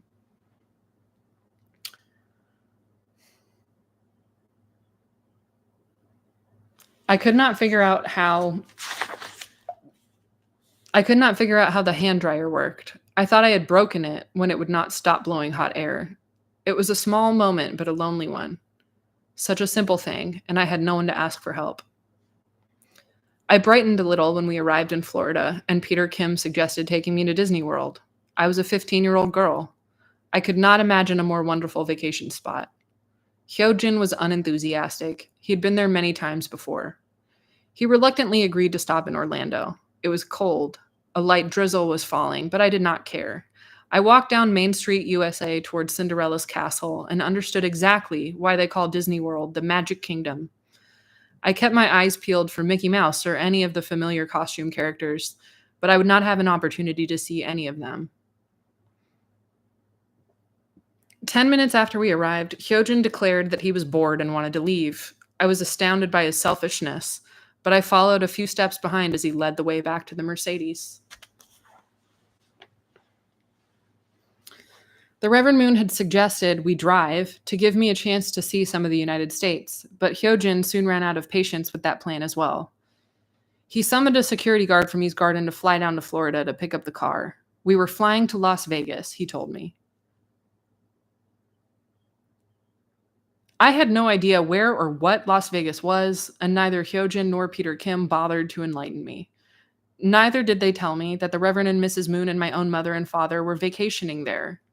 I did not know we would be joining our parents until we walked across the hotel restaurant to the table where they were seated. My mother chastised me for gazing distractedly around the room as I walked toward them. It would only have been disrespectful, I told her, if I had known that the Moons were there, and I did not. I was all the more confused when I learned that Las Vegas is a gambler's paradise. There were slot machines in the restaurants, casinos, and the hotels. What were we all doing in a place like this? Gambling is strictly prohibited by the Unification Church. Betting of any kind, is seen as a social ill that undermines the family and contributes to the moral decline of civilization. Oh, well, damn. Why then was Hak Jahan Moon, the mother of the true family, cradling a cup of coins and feverishly inserting them one after another into a slot machine? Why was Sun Myung Moon, the Lord of the Second Advent, the divine successor to the man who threw the money changers out of the temple, spending hours at the blackjack table? I dared not ask, but I did not need to. The Reverend Moon was eager to explain our presence in a place I had been taught was a den of sin. As the Lord of the Second Advent, he said, it was his duty to mingle with sinners in order to save them. He had to understand their sin in order to dissuade them from it. I should notice, he said, that he did not sit and bet at the blackjack table himself. Peter Kim sat there for him and placed the bets, as the Reverend Moon instructed from his position behind Kim's shoulder. I read that weird, but you know what I mean. So you see, I am not actually gambling myself, he told me. Even at age 15, even from the mouth of the Messiah, I recognized a rationalization when I heard one. And that's the end of the chapter. Oh my goodness. Sorry, puppy. My dog's sitting right here, and when I slap the book, he's like, whoop.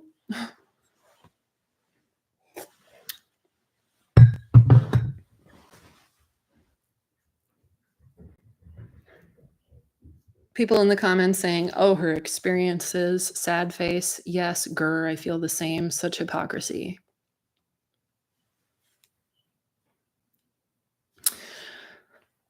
So this whole time, Nansuk is essentially an idea and not a real human being to anybody, that she is literally physically being smuggled by.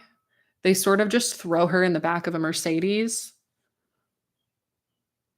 and drag her around,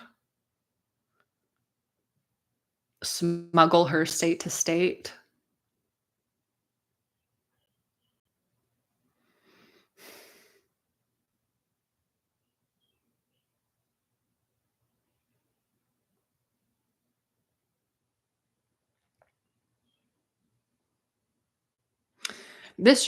All of this just sounds so traumatizing. Like, it just seems so scary to be thrown into an environment where you don't speak the language.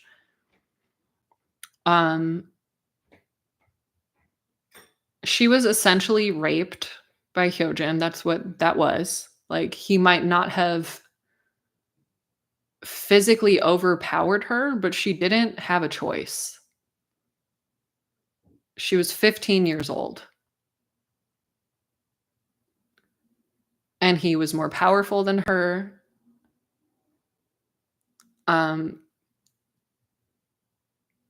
This whole family of like money laundering millionaires is essentially torturing her for fun. Their kids are sabotaging her on purpose for fun. Mrs. Moon is insulting her for fun. Yeah, beyond grim. Someone said in the comments, beyond grim. And you know what's interesting is, like, this is normal in extremely conservative circles. people love to hear stories like this and distance themselves from it by saying, "Oh, it's because it was a cult. Oh, it's because they're Korean or some shit." No. Um, During the pandemic, after I finished live streaming that book, Ticket to Heaven, I moved out of that house and moved away from those Moonies. And I did not realize that I lived in one of the most conservative parts of California, in a part of California that is called Calabama. There's like a viral TikTok that had millions of views, that shows camera footage of an openly gay man getting his tires slashed by someone in Calabama, in the same town that I lived in. I knew the guy who was slashing the tires. I knew the guy who was getting his tires slashed multiple times, because it's a very, very small town. Um, and they would bully women like this until they committed suicide. And right now in South Carolina, because I'm looking into making TikTok content and YouTube content that's about coercive control, because that's a phrase that has become a little more well known finally, right? There's now degrees you can get in studying coercive control. There are laws in South Carolina and in Colorado that are getting passed to protect people from coercive control, namely women and vulnerable populations like gay people and trans children. In South Carolina specifically, I was reading about the lawyer of a woman who committed suicide because she was in a high control religion, essentially. Her husband was a pastor, and when she divorced him, their entire community bullied her until she killed herself. And she was deliberately sabotaged and like prohibited from getting access to resources that she needed to support herself after her divorce. Finny Finn, you can't dig through the carpet. It's not dirt. You little ding ding. Why are you digging into carpet? Is it because you're bored? Are you neglected? Why do you act like I've never hugged you in your whole life? My little half chihuahua.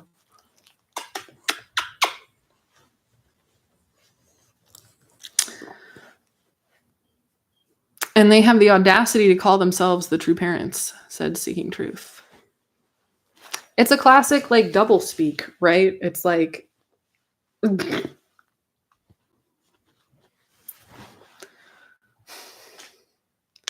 someone said incandescent with white rage. I wouldn't wonder.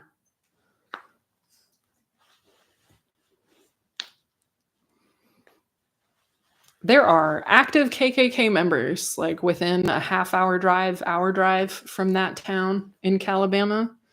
And in the coffee shops where I would try to use the internet, there would be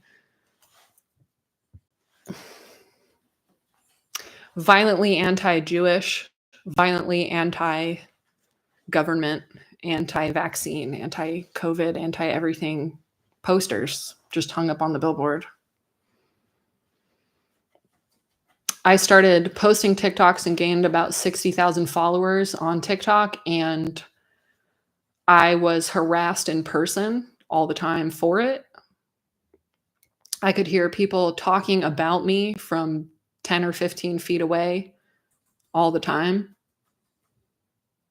This is how conservatives treat women, point blank, period, because in like the Protestant Christian worldview that this sort of attitude of conservatism is built on, men are closest to God, sons are closest to men and therefore closer to God. Girls are delightful sources of entertainment and sex and pleasure, so they're useful to have around.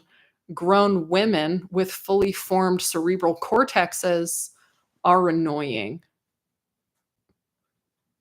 They are the closest to Eve in the Garden of Eden and therefore should be blamed for everything, but they're slightly more useful than an animal sometimes.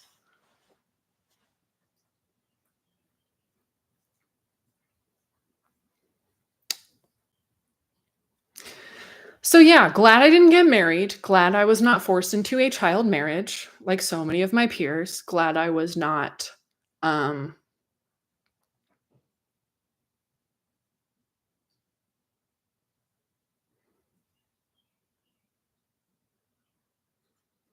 what do you mean by the word threatening?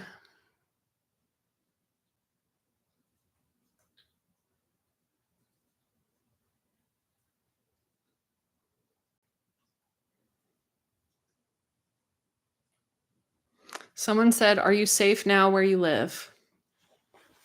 That's a good question. Um,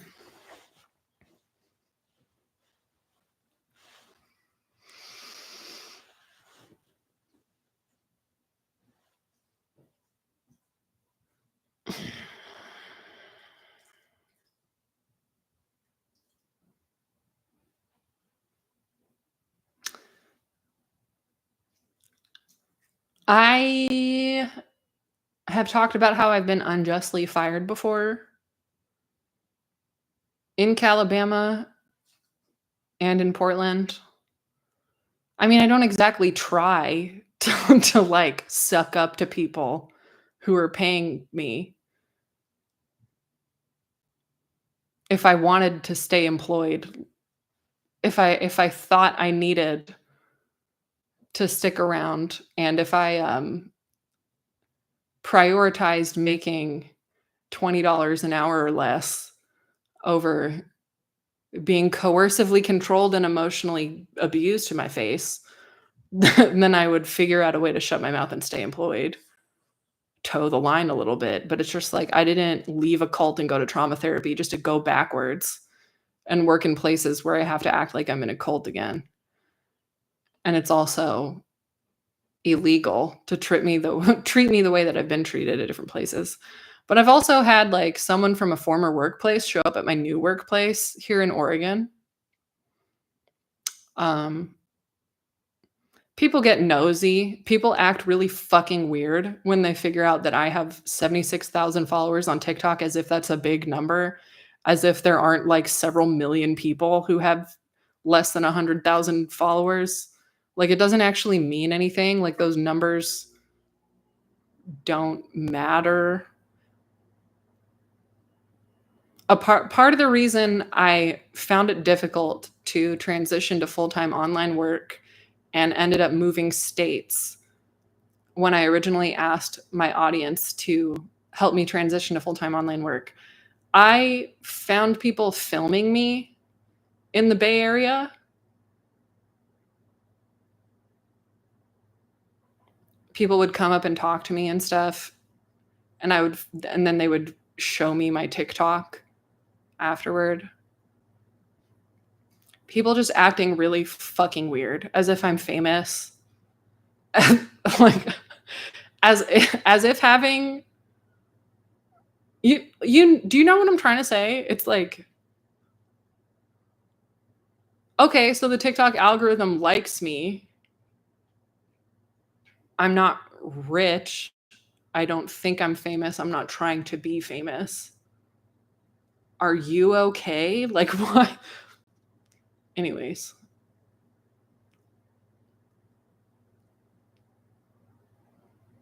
I don't um I don't think any open and speaking, free thinking students, leftists, women, atheists, period, are safe entirely in the United States as it is currently. And as progressive as the state of Oregon is, there is a patch of Oregon that is trying to secede from the Union. And when I lived in Calabama, where neo-Nazis were posting violently anti-Jewish propaganda all over the place, I would go to one of two bars in a 10-mile radius and meet people who had plans to move to Oregon to join a private white supremacist country within the state that is trying to be its own country. You understand? So it's like as soon as you leave the metropolitan area of Portland, Eugene, or Salem, it's just red everywhere. It's some of the most obnoxious human beings you've ever encountered. There is an active Grand Dragon of the KKK in Roseburg, Oregon.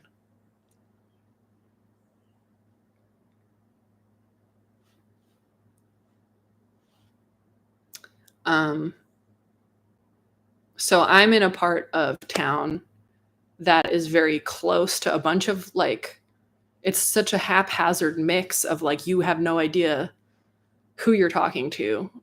You don't know if you're close enough to the city to be talking to someone who's progressive and believes that women deserve to know how to drive and to vote, or if you're talking to someone who believes that vaccines cause autism and that everyone who's autistic should be sent to a labor camp.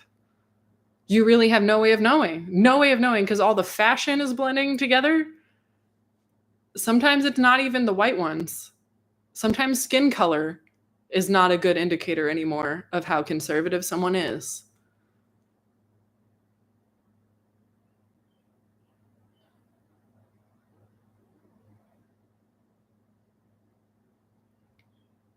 Someone asked, "What's your calling?" I don't know what you mean by that.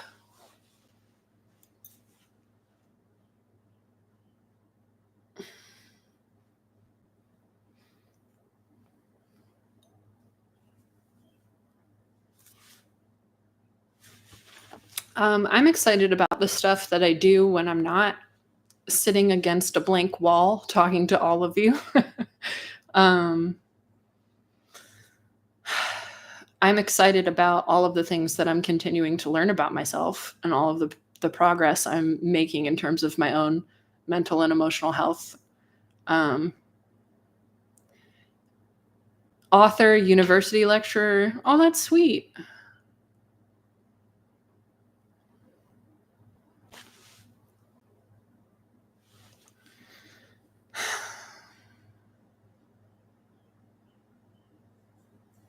I think no matter what I do, I want to finish school just to say that I finished it.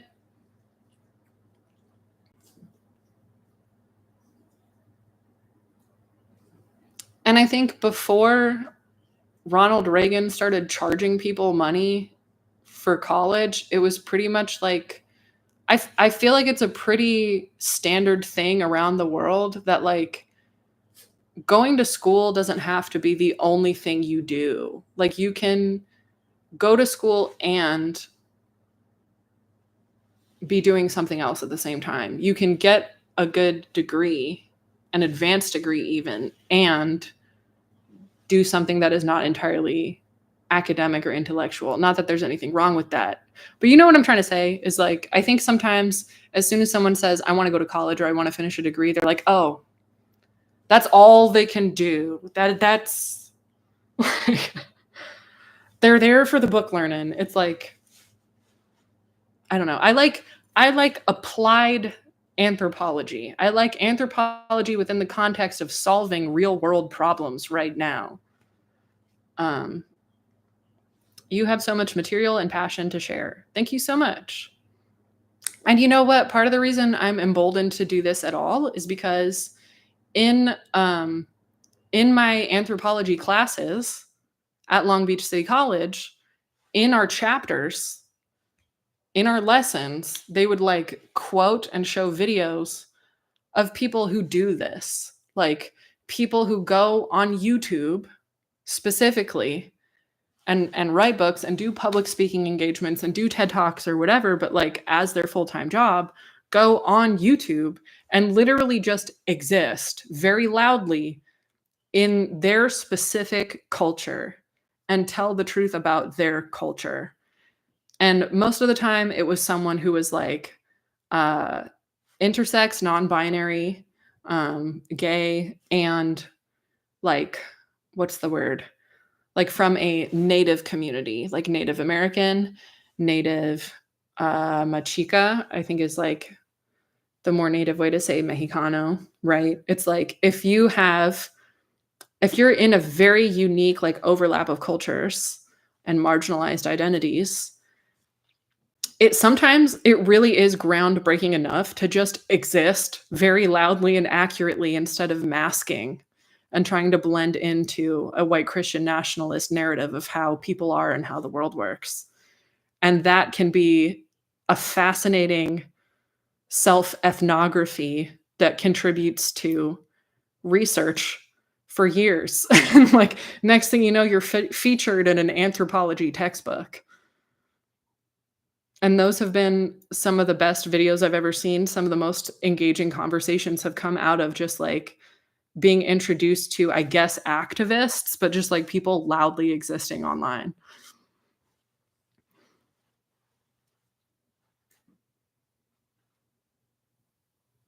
I guess what I'm thinking of right now is just, like,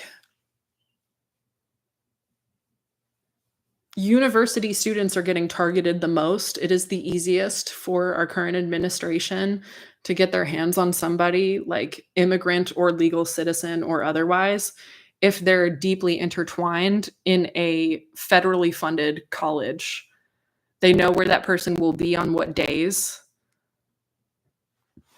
They have access to that person's financial resources if they utilize any financial aid at all. Um, and it's like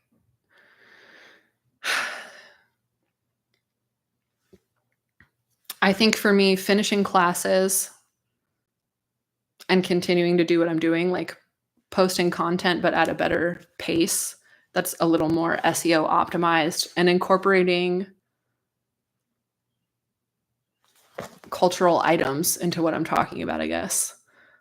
Loudly existing. Oh, hello, stalker.